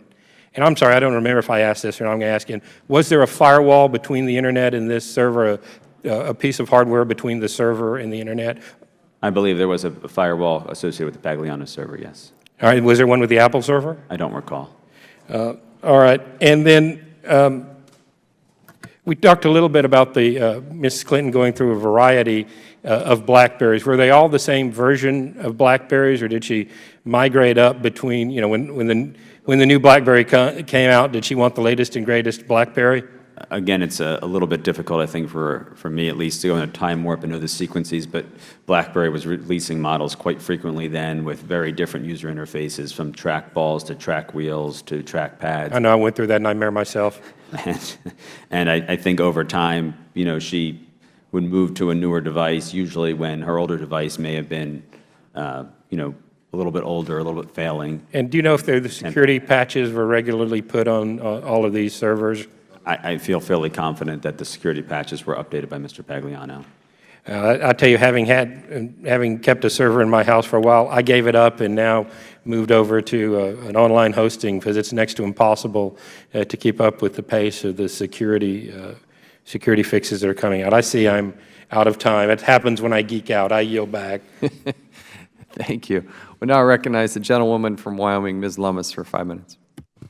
Well, I'm glad that we had a geek out, because I can't do that. I'm a rancher. I'm not as familiar with these technologies. But I do know this, just as an average American, when it comes to technology.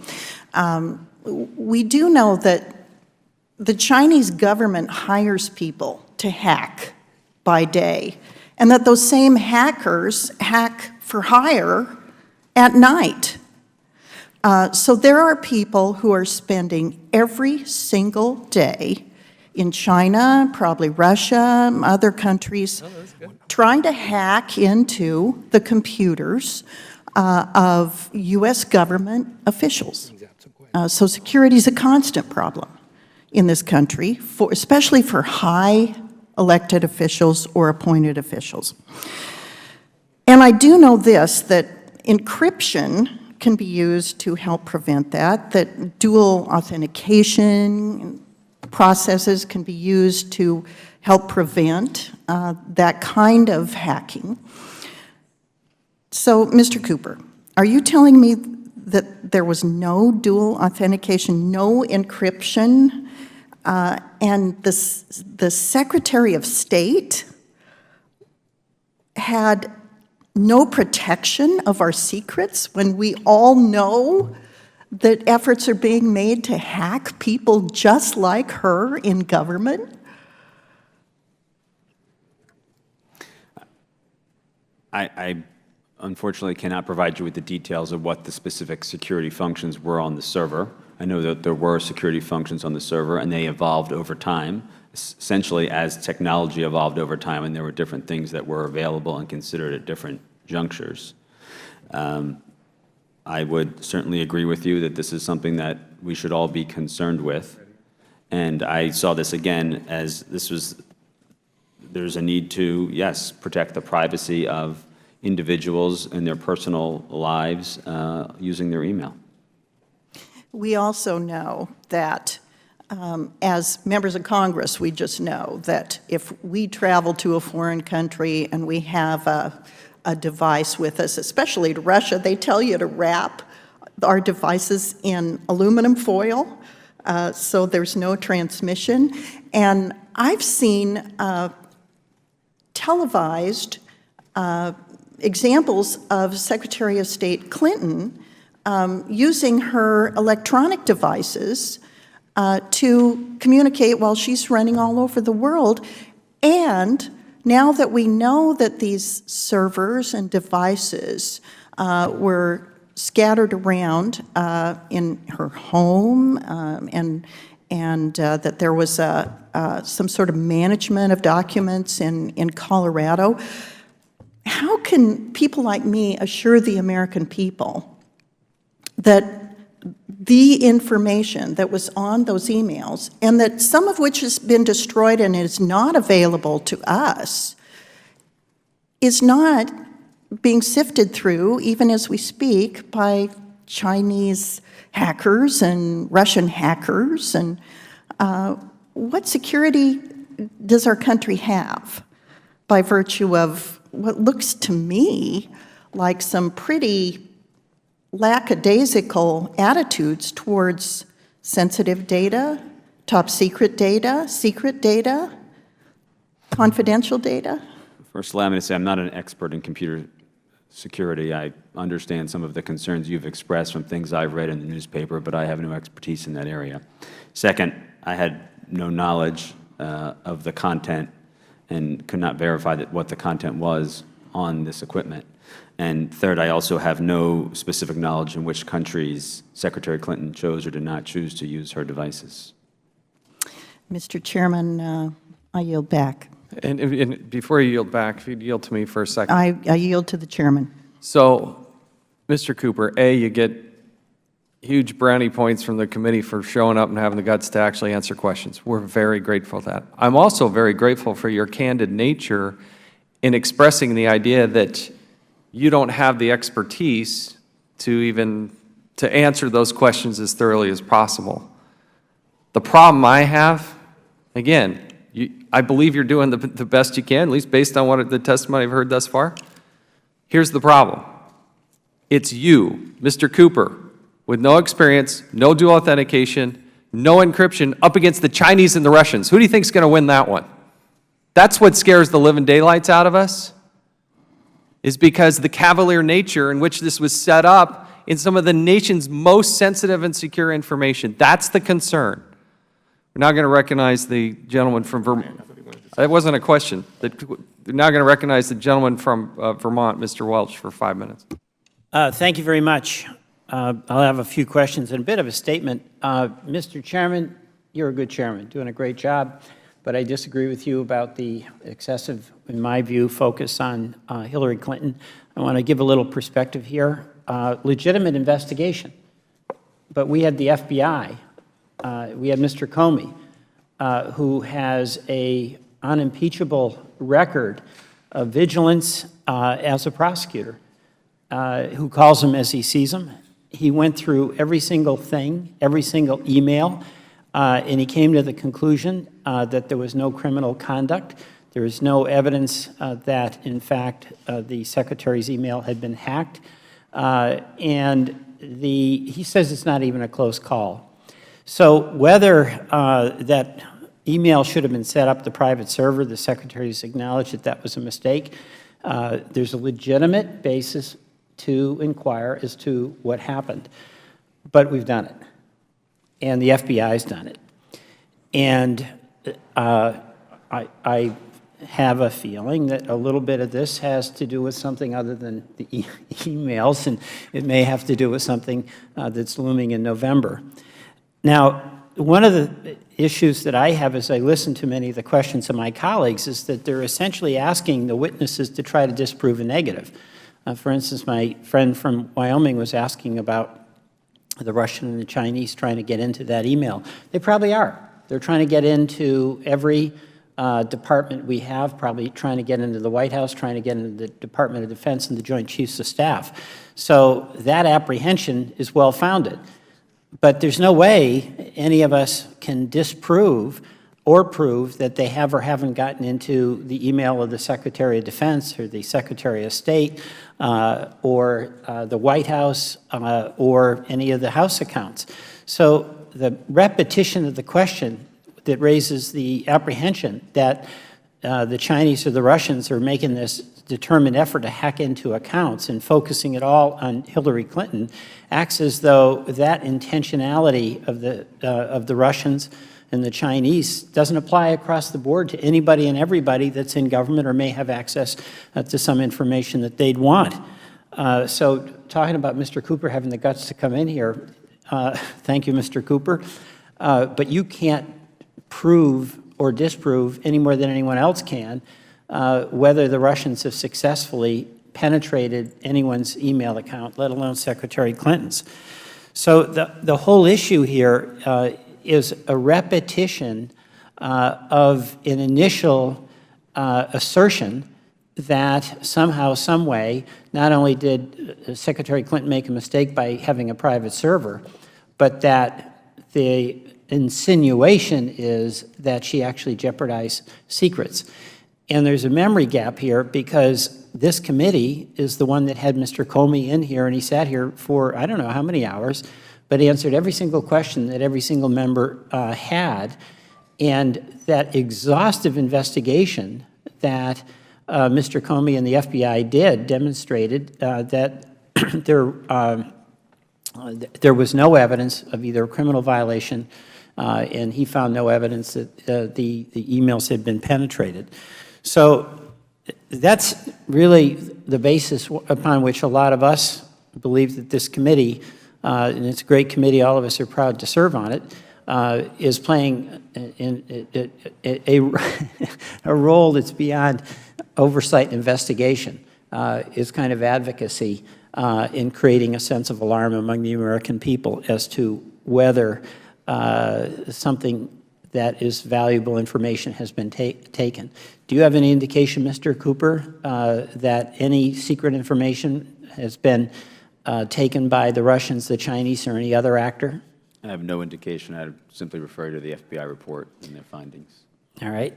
And in all of your discussions with your colleagues, has anybody else indicated that they had a shred of evidence that any national security information of the United States was penetrated as a result of the Clinton emails? I don't even think I've had any conversations to that effect. All right. And is it a big deal for people to change their devices, iPads, iPhones, BlackBerries? Is that somehow a big deal? I think it's rather commonplace these days. All right. I thank you and I yield back. Thank you, Mr. Chairman. Before the gentleman yields back, if I can, I appreciate the kind comments. But let's remember, we got multiple people pleading the Fifth, afraid of criminal wrongdoing. We also have an FBI director. One of the questions was, did you look at what Secretary Clinton said under oath? There are other equities that we have in the destruction of documents. He said he didn't look at any of that. And so that was also part of his testimony. They didn't even look at that part of it. Thus the imperative for us to do our jobs. But I do appreciate the gentleman's, appreciate him yielding. We'll now recognize the gentleman from North Carolina, Mr. Meadows, for 5 minutes. Thank you, Mr. Chairman. Mr. Cooper, thank you for your answers. As we look into this further, you set up a server for the sole reason, as it relates to Ms. Clinton, so that she could use a domain name and have those private emails at her domain name served on that server. Is that correct? Again, I set up 2 servers, both with a primary purpose of servicing President Clinton's personal office. Right, but in servicing Ms. Clinton, you put her domain name to service emails on those servers. Correct. Why did you not use another server like One-on-One or any of the other servers that are out there? Why would you not use those? You know, I have a device that has a domain name that I own that I get emails at, and it's much cheaper for me just to have a server that does that. Why would you not have done that?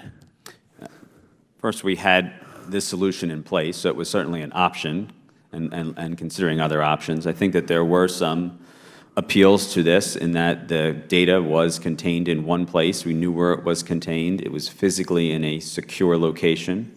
And I think that some of the tools that you or I may employ today, even with a personalized domain, were not available at that time. Well, in 2009 they were, because I was using them, and so they were available then. And so what you're saying is the reason to not have another, you're getting advice from your counsel. Will you hold the clock for a second? I guess y'all are wanting to talk about that. Sorry, just to turn off.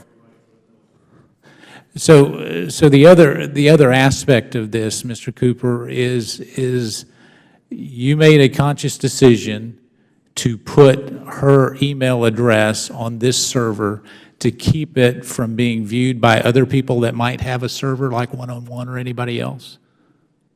Is that your testimony? not sure that I was the decision maker. I was Who something was? Was it Hillary Clinton? I was in discussions primarily with Huma Abedin. I don't know if she was the decision. So your testimony here today is that Huma Abedin said that she would prefer to have Ms. Clinton's email on a private server versus a server that was actually managed by someone else. That's your testimony. My testimony is that that was communicated to me. Okay, well, that's illuminating, because if that's the case, what would be the potential reason for having it where you can see it and someone else couldn't see it? This was, again, a server that was already in existence for the use of President Clinton's office, and I think it provided a convenient and what was intended to be a reliable solution for her personal email. All right, so how many email addresses did she have? She primarily used one email address at a time. Yeah, how many did she have? Because I notice in her emails, they have numbers behind it and everything else, so how many different emails? I believe if you count her AT&T email address as one, and then two others on the Clinton domain that I'm aware of. Okay. And so as you were managing this, I guess the other concern that I would have is, did you have a BlackBerry Exchange server on your server? Yes, there was. So you had actually the push technology actually on your server? Correct. So when the discussion between Platte River and the attorneys and all of that happened in March, were you part of that discussion to clean and erase some of those emails from servers? I was not at all part of those discussions. All right. Is it commonplace when you have a discussion about erasing emails and archived emails to have an attorney on a discussion with a client? Is that common?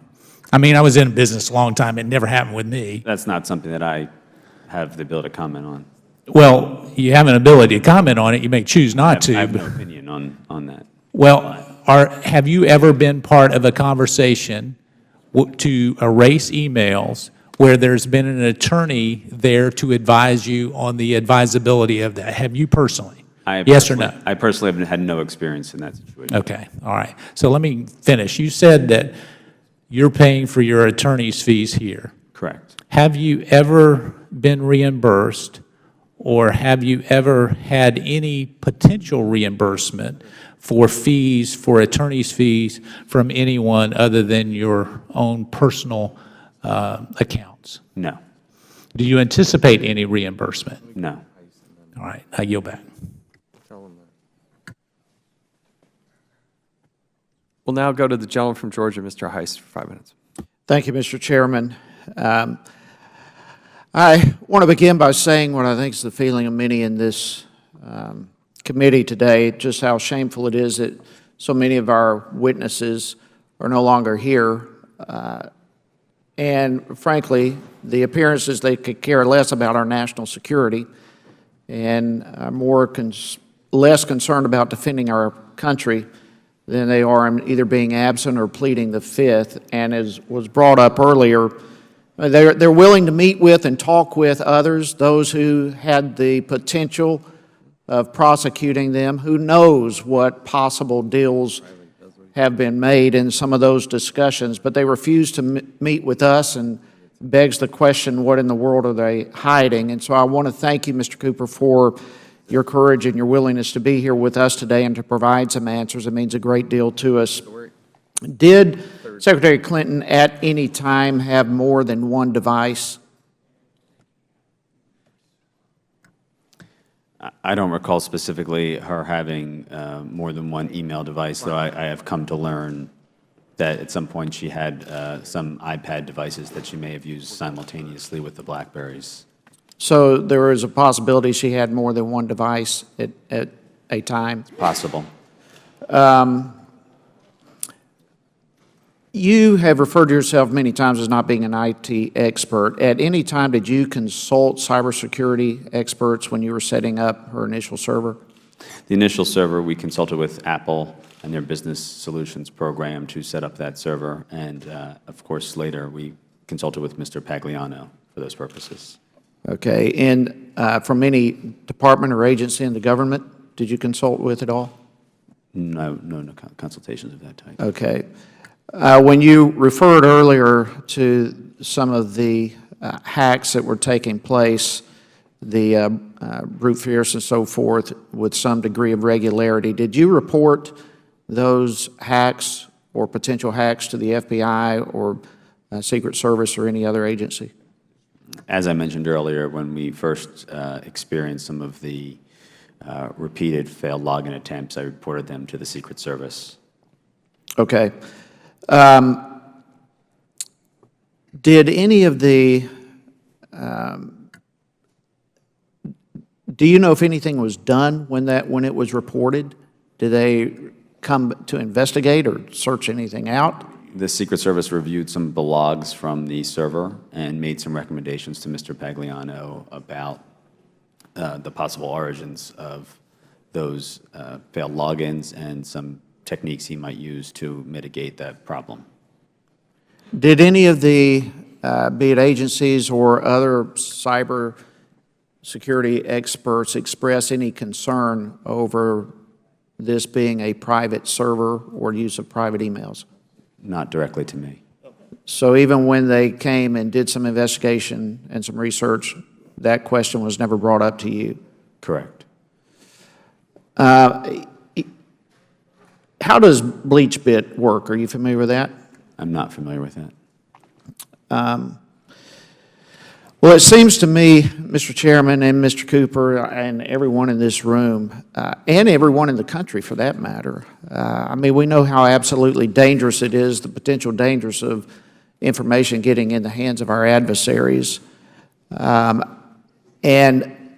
you've related that that possibility exists dramatically. In fact, Director Comey was right when he said that, I thought he was being very polite when he said this is extremely careless, what has taken place. And unfortunately, Mr. Cooper, you're right in the middle of that. As the chairman brought up a while ago, we have nations coming after us, and here you are standing up as a defense to try to keep security from being leaked out to professionals and countries. And the words of Director Comey have to be directed to you as well. This has been extremely careless, what's taken place. And your handling, frankly, of the IT infrastructure, even in the midst of admittedly not being an expert in this field, to me shows absolute disregard for our national security. And Mr. Chairman, I'm grateful for your continued commitment to pursue and to try to get to this, and those who refuse to answer our questions and plead the fifth to protect their own hide as opposed to protecting our national security. Again, it's shameful, but I thank you for pursuing this, Mr. Chairman, and I yield back. Gentleman yields back. Now recognize the gentleman from Texas, Mr. Hurd. Thank you, Mr. Chairman. Mr. Cooper, thank you for being here. I know you've said many times you're not an expert in computer security, so I won't try to get too detailed. My first question is, have you ever worked in the federal government before? Yes, I worked in the White House in 2000, 2001. Were you involved in handling classified information? No. Did Mr. Pagliano work for you? I'm sorry, can you clarify what you mean, work for me? So you were responsible for setting up these servers, is that correct? I oversaw the setup of these servers. So who was your boss when you were setting up the servers? President Clinton was my boss. And when you set up the servers, you've reached out to the services of Mr. Pagliano at some point, is that correct? Correct. And so was he your consultant? Yes, he was a consultant. Was he working at State Department at the time? At the initial setup, he was not working at the State Department. While he was working at the State Department, was he involved in providing consultative services to your organization? Yes. Is that normal? I have no basis to judge that. So, as the person responsible for setting up the servers, did you ever engage a third party to do stuff like technical vulnerability assessments or penetration testing? I left that responsibility to Mr. Pagliano. And Mr. Pagliano was responsible for these servers from the beginning of the creation of these servers? He was not responsible for the Apple server. He was responsible from the transition of the Apple server to what we call the Pagliano server and through the duration of the Pagliano server. And so the Pagliano server was backed up to an external hard drive between May 2009 and June 2011, is that correct? That's my understanding. And we have a report from the FBI that states that you would periodically delete these records maintained in the backup as disk space ran out. Is that correct?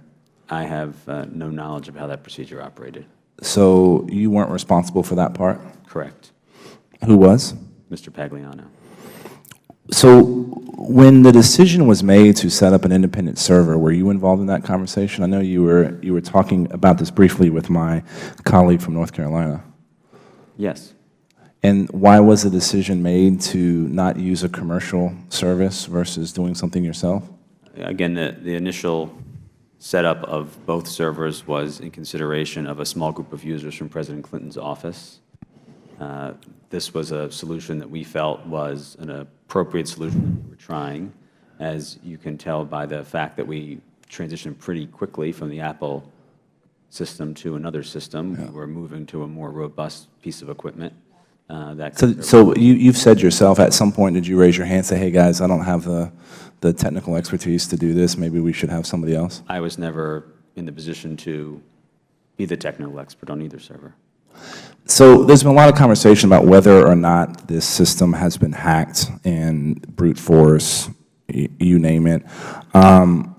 Has the FBI, to your knowledge, investigated whether there was indeed, and was there a forensic investigation on the servers to see whether there was evidence of an attack? I would refer you to the FBI for that. Were you ever asked questions about this? Did y'all do an exhaustive, review of whether or not you had records of data leaving the network? Were you monitoring whether data was leaving the network? I would refer you to Mr. Pagliano or the FBI for that. Were you ever told, or did you ever suspect classified information was being emailed to and from the Secretary? No. Nobody ever brought that up with you or expressed a concern? No. Interesting.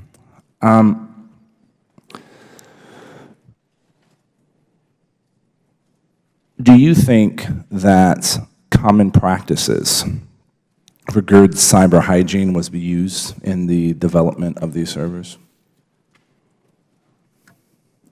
I'm not wholly familiar with what common practices are, but I can say that I believe some common practices were likely used. And who were you using for guidance on what was good digital system hygiene? Mr. Pagliano? And Apple on the original device. Now, you said Apple a few times. Is this like you went into the help desk at the mall? We had an agreement with Apple's business service program at the time that spec'd the equipment that we were going to use, set up the system, and installed it. Excellent. Mr. Chairman, I yield back. I thank the gentleman. We're now going to go to the gentleman from Alabama, Mr. Palmer, for 5 minutes. Thank you, Mr. Chairman. Ms. Abedin and Ms. Hanley indicated the whereabouts of Clinton devices would frequently become unknown once she transitioned to a new device. What about these other devices? Did you make any inquiry about any of the missing devices to make sure they were properly secured and the data properly recorded?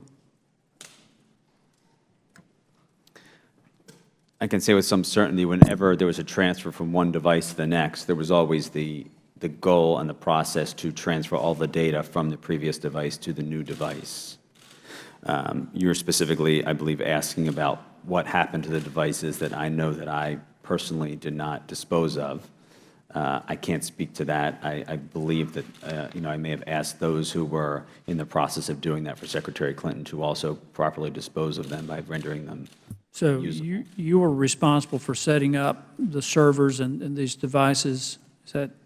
Mr. Pagliano set up the Pagliano server. For someone to transfer to a new BlackBerry device, it simply requires someone to tell the server that there's a limited period of time for a user to log in with a one-time But username and when you password. transition from one device to another, did you have any responsibility in handling the device that was no longer being used? What did you do with that? And we understand you did something with some devices. On occasion, I was the person who made the transfer, and when I was complete with backing up the information, ensuring that it was on the new device, wiping the old device, I rendered them unusable in other manners, yes. Are you aware that there's a missing laptop and external storage device? I'm aware of that based on the reading of the FBI report. So you did know about it. Do you know that the report was that it was lost in the mail? That's as much as I know. That's as much as you know. You don't know, do you know who mailed it? I have no details about that. So if you don't know who mailed it, you don't know who it was sent to.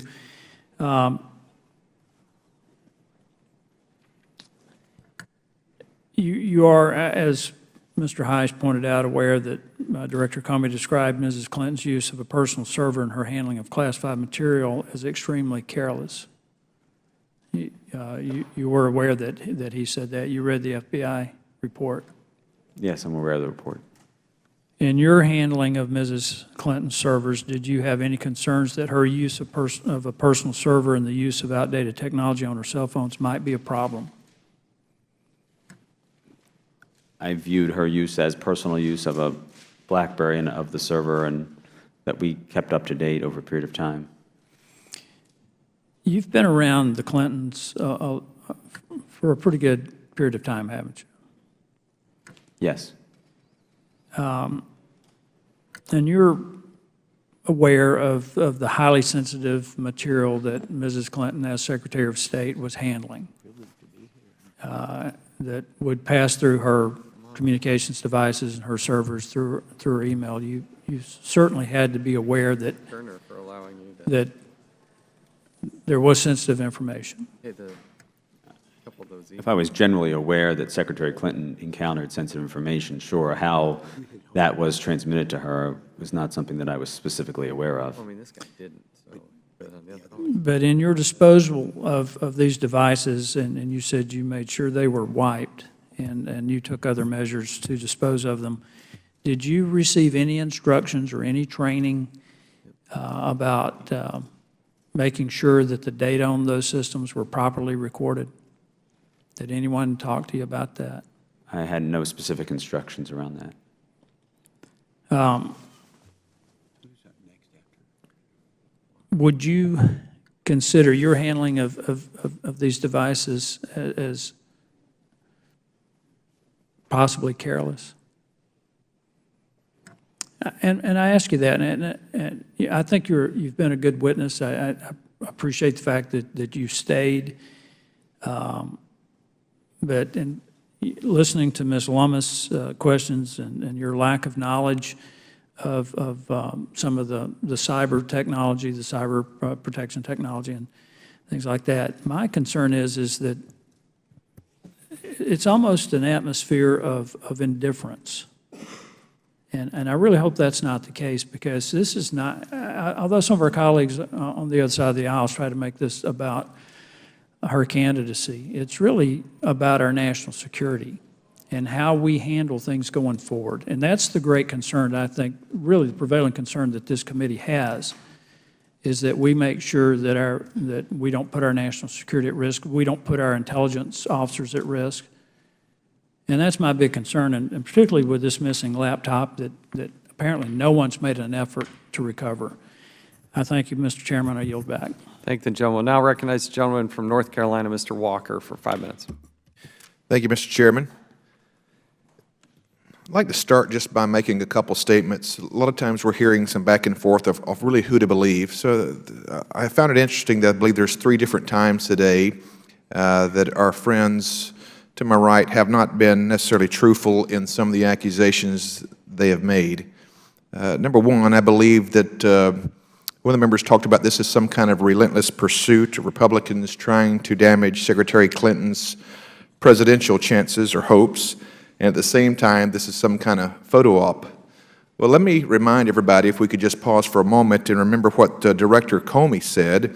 He said this was an investigation not caused by Congress, but rather the Inspector General from the intelligence that we're able to gather. So let me just put that on the record, making sure this has not been Republican-driven. This was Inspector General of the FBI. Another thing they've tried to make a case for is this is some kind of Republican witch hunt. I specifically asked Director Comey, did he feel this way? He said no, he did not. In fact, he said it was not a witch hunt. And then today, we hear our Democrat friends say that there is no evidence that emails were hacked. Well, on January the 9th, 2011, Mr. Cooper, you became aware of an attempt to hack Hillary Clinton's private email server. Is that correct? I believe you're referring to an email that was in the FBI report, and you may not have been here earlier in the hearing, I said that I was using the word hack colloquially, so I thought people would understand, and what this was a series of failed login attempts. And one of the earliest occurrences of this, the way that we managed to put an end to them, was to shut down the server for very brief periods of time. I was here earlier and heard you share a little bit about that. Do you agree that there is no evidence that this server could have been hacked? I can, to the best of my knowledge, just to refer you to the FBI report who did the forensic analysis on this. But you don't have a kind of a take on it, even though you were... no knowledge that there was a successful hack on this. You aware of how many times the Russians and the Chinese try to attack us on a daily basis? I'm not aware of that. Not aware of that? And make sure, this was on her private server, is that correct? Not a State Department or a government-protected server, is that correct? Correct, this is a private server. No. It's interesting that, if it wasn't to what you consider maybe a hack status, you emailed her twice that day. How often did you normally email Mrs. Clinton in a given day? I believe the email was to Ms. Abedin. Again, this was one of the first or second occurrences that something like this was happening. So I was just making her aware more that the email services might be offline for a few moments. Sure. In the weeks before, how many times did you send an email that was in the same reference? I don't recall ever sending a great volume of those emails. So this was the first time that you'd ever sent something like that? I can't say specifically it was the first time, but... Pretty rare, though, you would think? Yes. Okay. Yet at the same point, you're now describing it that the hack was probably not the best description of it. Correct. But you were concerned? I was mostly in the email making her aware that I was shutting down the server for a brief period of time. Were there any other times or attacks that you were aware of that you felt like that put the server in a vulnerable position when Ms. Clinton was in possession of this server? Any other times in a row? As there was an increase in the failed login attempts, we made the Secret Service aware, and they reviewed the logs and made some recommendations. To You got a number about roughly how many times that might have happened on all these failed email attempts or login attempts? I can't give you a specific number. Less than 1,000? More than 1,000? Less than 1,000. Okay. In just closing here, and I'll yield back the rest of my time here, you might have mentioned this earlier as well in having to do some questioning right outside here, but can you remind me again how you were compensated? Can you go into that to tell me what direction, who compensated you for all this? I worked for the Clintons for 15 years and was compensated in a variety of ways over that period of time, depending on what my activities were. I worked for President Clinton, helping him write his memoirs and subsequent books. Yeah. I traveled the world with him. At points, I supported the foundation. So I had varying sorts of income. Okay, it's a little gray area there, if I may be so bold. When you say you were compensated in a variety of ways, did that include being paid with cash? No. Okay, so this was just like, hey, personal check from Bill Clinton, here you go, or? Yes, the taxable. I was a full employee. Okay. Bill Clinton. Well, what was the title on? How were you getting paid with that? Did it say Bill and Hillary? I mean, how was yes, that? There were multiple payrolls. There was a Clinton household payroll. Later, there was a Clinton Executive Services Corporation payroll. But there were personal checks as well? They were through a employer services company that managed the payroll, yes. Okay. All right. Thank you, Mr. Chairman. I yield back. Thank the gentleman. We'll now recognize the gentleman from Oklahoma, Mr. Russell, for 5 minutes. Thank you, Mr. Chairman. And thank you, Mr. Cooper, for your patience and also your answers that you've provided the panel today. You alerted folks to possible breach attempts, and we're concerned, obviously, about the security, as we've heard in your testimony today. In January 2013, according to the FBI reports, a Tor user logged in to a staffer of President Clinton's account on the Pagliano server and browsed email and folders of that person's account. Were you aware of that breach? That's a little different than what was just stated to Mr. Walker. I was not aware of that breach until I read it in the same account where you have read it. Did it cause you concern? Or Once I read it? Sure. Sure. In the spring of 2013, which would have been proximate to this same thing, according to the FBI, Sidney Blumenthal's AOL account was hacked by Guccifer, and Mrs. Clinton's email exchange with Mr. Blumenthal was made public. Were you aware of that breach? I was aware of that. What was your response to these breaches? At that point in time, I was transitioning out of any role or responsibility with the server as the various teams were selecting, was ultimately Platte River Network, to take over the email services. And I don't know that I had any sort of direct response. Did you believe that there was sensitive information? Certainly, it would qualify as very private, being the position that Mrs. Clinton held. Certainly private information, concerned that you would have naturally concerned that information was properly backed up and secured.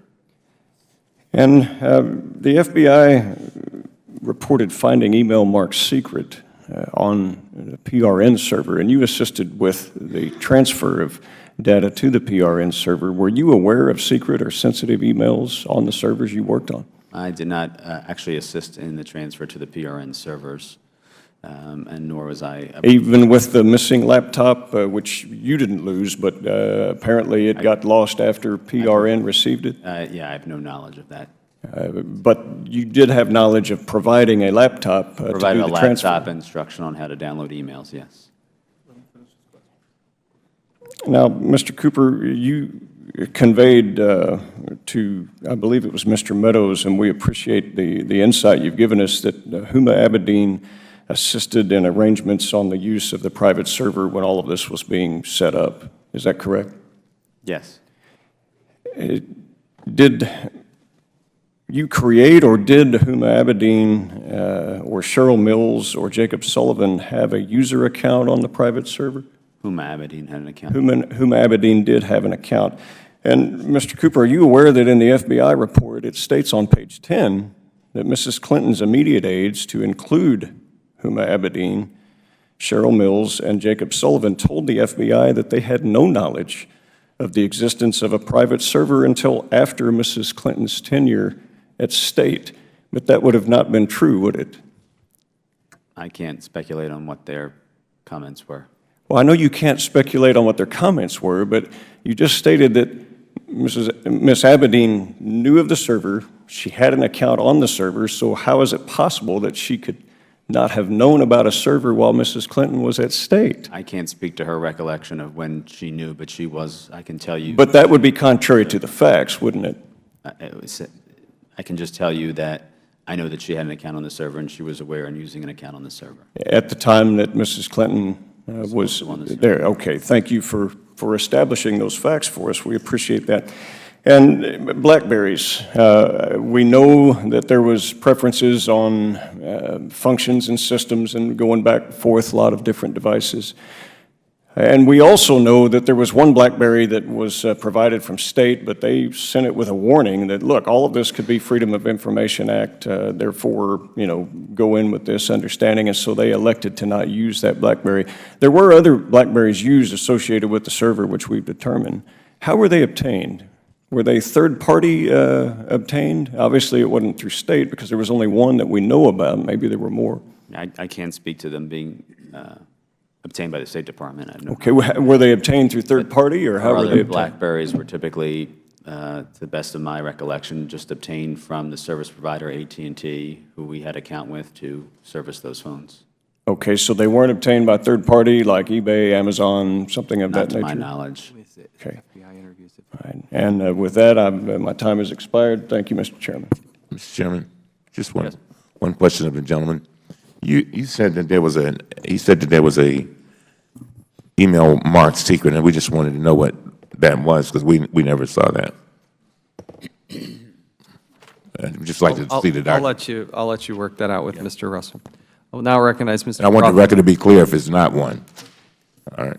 I'll now recognize Mr. Grothman of Wisconsin. Yeah, thanks for coming over. I want to nail down a little bit more, a follow-up on what Representative Walker said. You first became involved with then-President Clinton in 1999. That was your first involvement with the Clintons? Yes. Okay. At the time you were an aide, so at that time you were paid by the United States government? In '99, I was an intern still, and in 2000, I became a U.S. government employee. Wow. What being an intern will lead to, huh? Okay.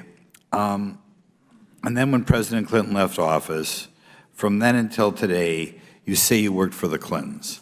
But was it like the Clintons personal for 2 years, the foundation, or the Clinton Executive Services Corporation? Who was cutting the checks from time to time?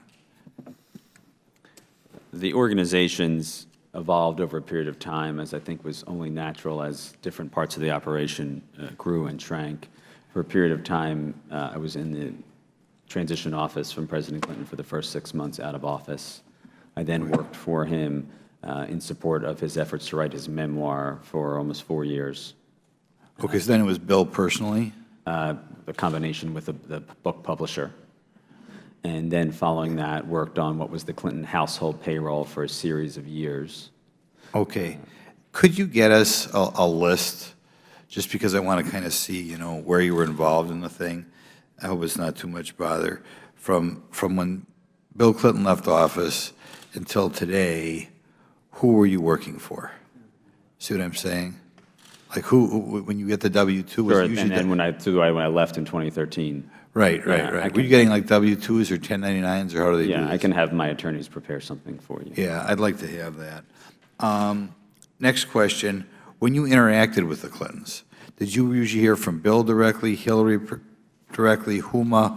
Who was the person you usually heard from? I primarily worked for President Clinton and worked with him on a day-to-day basis. Okay. Did you ever get emails from Huma or Hillary? Certainly. Okay, like once a month, once a week? I couldn't tell you what the frequency was. Often it was coordination between the family to organize their schedules. Okay. Did you have any coordination with the foundation, or did the foundation ever employ you? Yes. Okay. When you heard about the foundation, who was your contacts there? Who was your contact with the foundation? Bill again? Over time, many different people worked for the foundation. Primarily, my role with the foundation was in supporting President Clinton's activities with the foundation.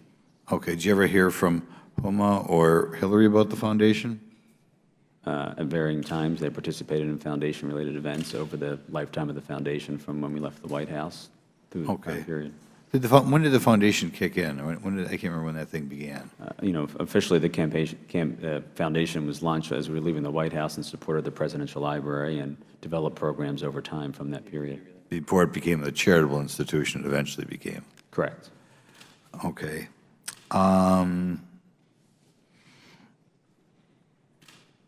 Did you receive emails from Secretary Clinton or Huma connected to State Department business? Not that I recall. Secretary Clinton on occasion had forwarded me documents to print. Okay. Usually when they'd contact you, her or Huma, would be foundation business or personal business? I would say personal business. Can you give me an example of personal business? Asking where President Clinton was, if he was available, something that may have been going on in their household. Okay. I'll tell you what I'll do. I'll leave the remainder of my time to the chair. But I would like to see, a chronology of, this is who I got the W-2s from in 2002, this 2003, this 2004. I'll give you one more question. Was it usually just one person cutting the check each month? Were there months in which you got a check from Bill personally and the foundation? It varied over different periods of time. Okay. I think the Gentlemen, Mr. Cooper, who are you employed by now? I have my own consulting firm and have a variety of clients that I work with to help them with their thought leadership, to identify. Does that include any of the array of Clinton entities? No, it does not involve any current Clinton entities. Or people or anything like that? People, if you could clarify, I'm sorry. Does not involve any of the Clintons, no. Okay, thank you. All right, we'll now recognize the gentlewoman from New York, Ms. Maloney. Thank you, Mr. Chairman. I'd like to begin by quoting Bernie Sanders. He famously said in one of the debates, he said, enough of these emails. And I think that those of us that have sat through this hearing today can say the same. We're seeing a predictable pattern from the Republican Party where they come out and make all kinds of accusations that I believe are politically motivated. They make all kinds of accusations against Secretary Clinton. And they claim, they make really reckless ones that are criminal accusations. And then they call for an investigation. And then the investigation happens, and what comes out of the investigation does not support the accusations. And then they move on to the next email, quote, attack that they put forward. And this happened. We saw it with the discredited Benghazi hearings and accusations and reports and reviews, where the FBI and other independent investigators found no evidence, none whatsoever, of a crime with the emails. And so what do we have again? Another accusation claiming email criminal activity. Now, this latest one is that Secretary Clinton and her top aides ordered the destruction of emails to conceal these emails from investigators. For example, my good friend, and he really is a good friend, Representative Meadows, I heard him on national television, where he claimed that the emails were deleted as a result of, and I quote, a directive from the Clinton campaign. There's no evidence to support this accusation. Chairman Chavez made a similar claim in his criminal referral to the U.S. Attorney on September 6th, claiming that Secretary Clinton's attorneys, Kendall and Mills, issued this order during a call with Platte River Networks in March 2015. But these claims were already investigated by the FBI. And guess what? There was not any evidence to support these claims. And the FBI summary explains that after Secretary Clinton's attorneys finished producing her work-related emails to the State Department, she no longer needed her remaining personal emails. Well, the FBI is there for a reason. They're there to investigate, to make determinations, and to come forward with conclusions. And they've concluded that there's no evidence. So why are we here? Why are we trying to contradict what the FBI found? And the bottom line is that the FBI, based on their reviews, based on the professionals that they have looking at this, they came forward and said, and Director Comey actually said it right before this committee, he testified, we do not find any evidence of evil intent and intent to obstruct justice, end quote. This is the head of the FBI relying on a complete investigation of his personnel on this issue. He also said, and I'm quoting him again, we did not find evidence to indicate that they did anything to try to erase or conceal anything of any sort. So the FBI has already made their determination. So my one question to you, Mr. Cooper, in all of your work and your understanding, your experience with all of this, did you see anything that contradicts the conclusion of the FBI professionals and Director Comey, who testified before this Congress. He saw no criminal activity. He saw no abuse of justice. Did you see anything to contradict his conclusion? The facts, to my knowledge, no. No. Okay. So I just want to remind everyone that the FBI, we're here for one day, but they conducted a year-long investigation and concluded that no charges were appropriate. And they had, I would say, an all-star team. We have very good investigators here on our committee, but I would say a year-long investigation by the FBI with their all-star teams, that they are professionals, they're trained professionals, and they came forward and said after that there was no charges were appropriate. So I just want to join Bernie Sanders in saying enough is enough. And we've had investigation after investigation, accusation after accusation, and now we have another accusation after the investigation was completed by the FBI, which has an unmatched record in protecting our citizens, preserving the law of this country, and preserving the integrity of government. And I would say I rest my case. I listened carefully to Director Comey. Gentlewoman's time has expired. Well, now, I was just warming up, Mr. Chairman.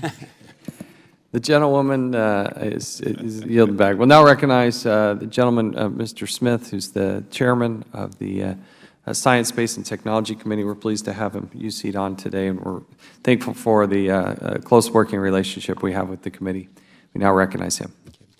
Thank you very much, Mr. Chairman, for inviting me to attend today's hearing to examine the security of former Secretary of State Hillary Clinton's private server.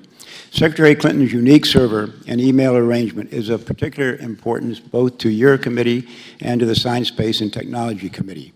The Science Committee has a responsibility to examine ways in which executive branch departments and agencies and private entities can improve their cybersecurity practices.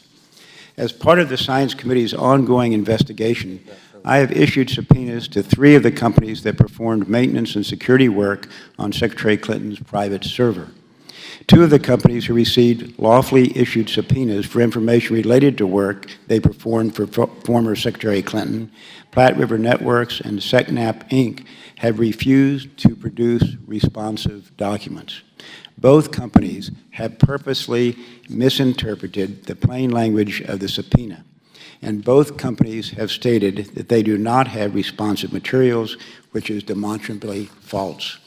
Unfortunately, these companies' decisions to obstruct the committee's investigation and defy a lawfully issued subpoena continues a Clinton habit of secrecy rather than transparency. In fact, just this morning, and this may be of interest to the gentlewoman from New York who just spoke, SecNap's counsel confirmed to my staff that the Clintons' private LLC is actively engaged in directing their obstructionist responses to congressional subpoenas. This is a clear obstruction of justice. Americans deserve to know the truth, which is now being blocked by the Clinton organization. One of the companies, Datto, did provide responsive materials to the subpoena. These documents have shed light on the unique arrangement undertaken by Secretary Clinton to set up a private server. This includes the lack of even basic cybersecurity measures applied to the information stored on the server, such as encryption. It is inconceivable that a Secretary of State who is entrusted with our national security secrets would not take every available step to safeguard our nation's classified information. The information sought through the investigations of the Science Committee, the Oversight and Government Reform Committee, and Senator Ron Johnson of the Senate Homeland Security and Governmental Affairs Committee is crucial in determining the degree to which our national security was unprotected and perhaps endangered. I look forward to continuing to work with you, Mr. Chairman, and appreciate all the good work you have done. And if it's all right, I have a couple of questions for Mr. Cooper. Yes. Mr. Cooper, first of all, thank you for being here today and being willing to answer questions. You deserve credit for being willing to do that, and that compares to those who refuse to appear today and answer questions and apparently are not interested in helping us try to find out the truth. Let me ask my first question, which is that, as you heard me say a minute ago, we heard this morning that SECNAP's counsel has said that the Clinton Executive Services Corporation, in effect, is obstructing at least my committee's subpoena. Do you think this is standard practice for the Clinton Executive Services Corporation? I'm sorry? I'm not in a position to comment that or have any knowledge of that situation. Have you seen any other instances where SECNAP has tried to prevent information from getting to a committee? I'm not aware of. One way or the other? I'm not aware at all. Okay. Many of the documents provided by Datto Inc. include communications with Platte River Networks. Should Platte River Networks have information in its possession about its work related to former Secretary of State Hillary Clinton's server? Again, my interaction with Platte River Networks was simply handing over some usernames and passwords, and that was the totality of the interaction that I've had with them. I've never had any interaction with them beyond that or with Datto. And can you say whether or not they are likely to have information about the server or not? I have no knowledge. Okay. What information, again, have you handed over to them? I'm sorry, I handed over some username and passwords to them at the beginning of the transition process. Okay, thank you. Thank you, Mr. Chairman. That completes my questions. And again, I appreciate the opportunity to be a part of your committee's hearing today. Well, thanks, Chairman. We do appreciate it. I will now recognize the gentleman from Georgia, Mr. Carter. Thank you, Mr. Chairman. And Mr. Cooper, thank you for being here, and thank you for staying as long as you have. Mr. Cooper, in Secretary Clinton's New York and Washington, D.C. homes, did she have a personally owned desktop computer inside the secure areas or the SCIFs? We discussed earlier there were Apple iMacs in both homes that I know were in the rooms that became SCIFs, predating their time becoming SCIFs. How do you know that? Before they became SCIFs, they were both offices which I had the occasion to work out of. And you said what kind of computers were they? Apple iMacs. Who was able to open them? They were there for the purpose of staff visiting the home or the staff that worked in the homes. Was it ever left unsecured? Unsecured meaning, I'm sorry. Just left out to where someone could get to it? These were personal computers in their homes secured by the Secret Service. And who did you say had access to it? Just the Clinton family and their staff. And their staff. Let me ask you about two occasions in 2011 where you were concerned that someone was trying to hack into Hillary Clinton's private email server. What made you concerned that someone was trying to hack in, as described in an email you sent to Huma Abedin? I think my concern at the time was I was colloquially using the word hack to describe what was a multiple failed login attempt on the server, and what I was really conveying to her, less so of the concern of that activity and more so that we were dealing with it by shutting down the server for a period of time, and so she should expect her email to be offline for a period of time. So later on that day, you emailed Ms. Abedin, and you said there was a second attempt. In fact, you said, we were attacked again, so I shut the server down for a few minutes. Yes, again. Help me out. Whenever I think of attack on a computer, I think that's somebody who's trying to get in unauthorized. I understand. I was using very colloquial language. Very colloquial language. Correct. So that's not what you meant when you said attack? That someone was... These were multiple failed login attempts on the server. But wouldn't you describe that as someone who's trying to get in unauthorized? I would describe it as someone who was trying to get in unauthorized, yes. So was it the same attempt as was the previous day? I can't recall whether it was the same attempt or being able to determine whether it was the same type of... Did you shut the server down on that day in January of 2011? To the best of my recollection, based on the emails that you're describing, yes. Why? What good would that have done? What was the purpose in doing that? My understanding was that these were automated attempts, and once they did not ping a server on the other side, they would stop. And that seems to be the practice of what happened. We've had reports, and we've read numerous reports, that Mr. Pagliano arranged for you to receive notifications when there were attempted hacks on the server. Did you receive any notification of any attempted attacks on the server? What Mr. Pagliano had set up were alerts to alert me if there were any failed login attempts, which could be from users or non-users. Okay, I'm struggling here. Tell me the difference between a failed login attempt and a hack. So a failed login attempt is very simply when someone tries to log into the server in one form or another, into an account or to the server itself. Okay, all right, what's an attack? I'm sorry, with a username or a password that's not valid. So that could be a legitimate user who's mistyped their password, or legitimate users whose password has expired. Okay, I get that. Just define an attack for me then. Again, the word attack is colloquial. No, describe what you would define attack as. Multiple failed login attempts, trying different usernames in no specific pattern. Would you agree that most people describe attack as something much more than that? I would agree with that. Okay. We've been told, and we've discovered that Hillary Clinton's old phones were destroyed with a hammer. With a hammer. Were these phones connected to the private email server in question? Yes, I described earlier that when Secretary Clinton would transition from one device to the next, we'd take the old device, back it up, make sure all of the content was transferred onto the new device, linked with the server, so any information that came from the server was on the new device. Then, once that was completed, wiped the old device using the BlackBerry tool to do so, and then on occasion I would render them unusable. Why did you use that kind of method? It seems somewhat, if you will, barbaric. I mean, a hammer to a phone? I think it's practical to not just throw a cold device into some sort of garbage receptacle where someone might pick it up out of curiosity and try to use it. Okay, you know, I mean, here we are, and with all due respect, sir, the definition of an attack that you have and the definition of attack that I have, and I think most people have, are completely different. And then, you know, we're taking an old phone and destroying it by a hammer, with a hammer. Were you instructed to do that? No, that was not something I was instructed to do. But you say that was normal procedure? Is this the way you do away with everybody's old phones? I felt that that was a good practice at the time. Okay, Mr. Chairman, I've exceeded my time, and I yield. Thank the gentleman.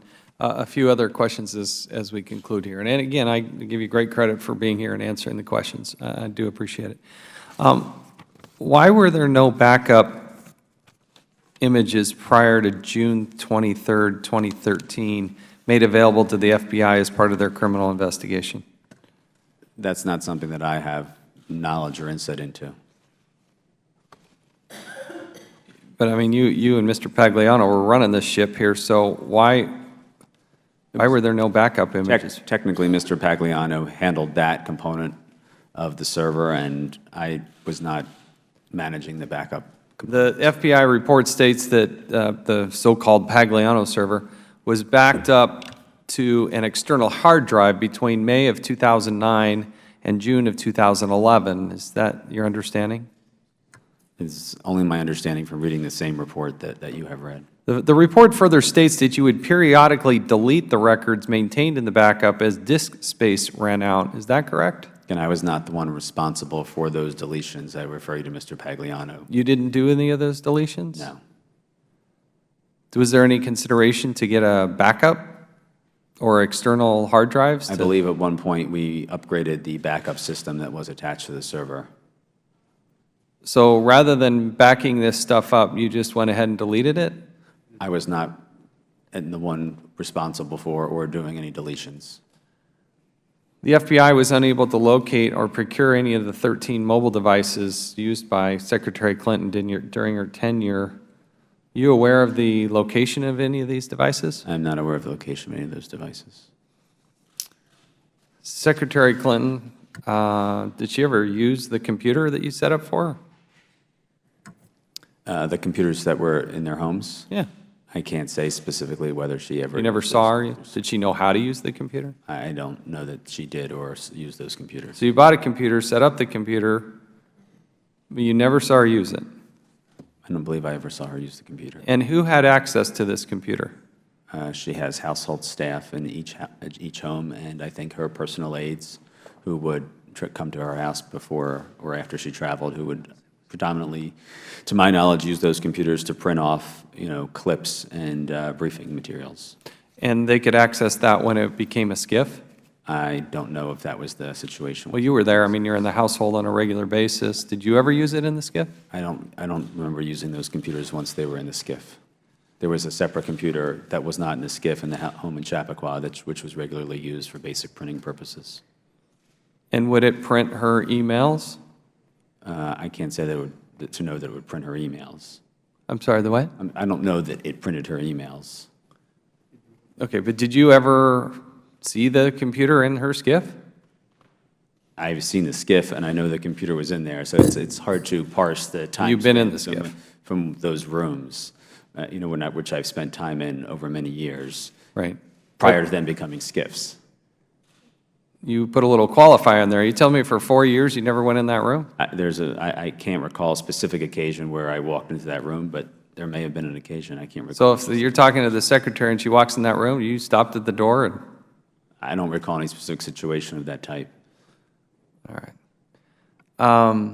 Do you know how the SCIF was secured? I was there when the SCIFs were set up, and they believed they had locks on the doors. All right. What happened when the FBI showed up? Did they seize things? Were you there? I'm sorry? Were you there when the FBI came? To her home in New York? No. I'm not 100% certain that they came to her home in New York. Are you aware that they seized anything? I'm not aware of that. Okay. Let's go back one more time.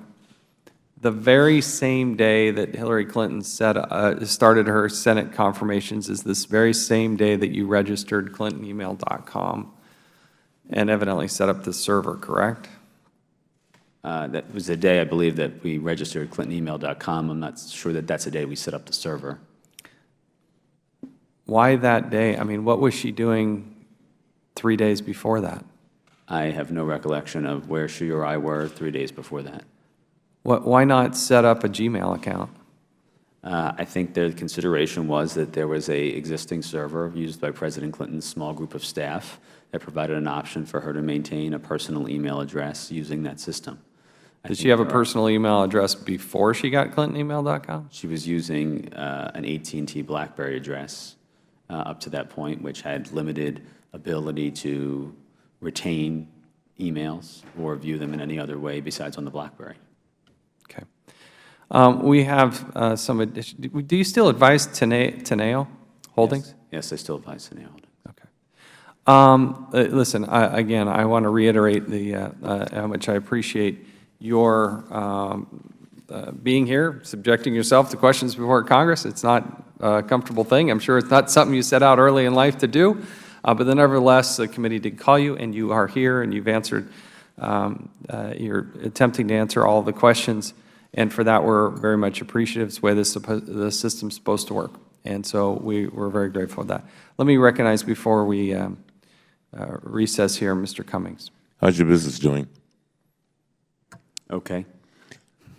I ask that because, a lot of times we have these hearings, and a lot of people sometimes don't seem to realize that there's life after the hearing. And you have a family. You have a family. I do not. And then, I too want to thank you for your testimony. I think you've been very straightforward, and I thank you for your cooperating with the FBI. Your testimony's been very helpful. Whenever having practiced law for many years, it's painful, I'm sure, to have to pay legal bills. because it's expensive. And that's money that you could probably be doing some other things with. But, you know, I'm sorry you have to go through all of this. But the fact is that I guess it's part of life. And, but I just want to thank you very much. And I can understand, based on your testimony, why Director Comey came to the conclusions that he did, particularly with regard to you. So thank you very much. It is the intention of the Chair to recess the hearing and reconvene at a later date. We'll provide ample notice of the date and time of the reconvening. The committee stands in recess.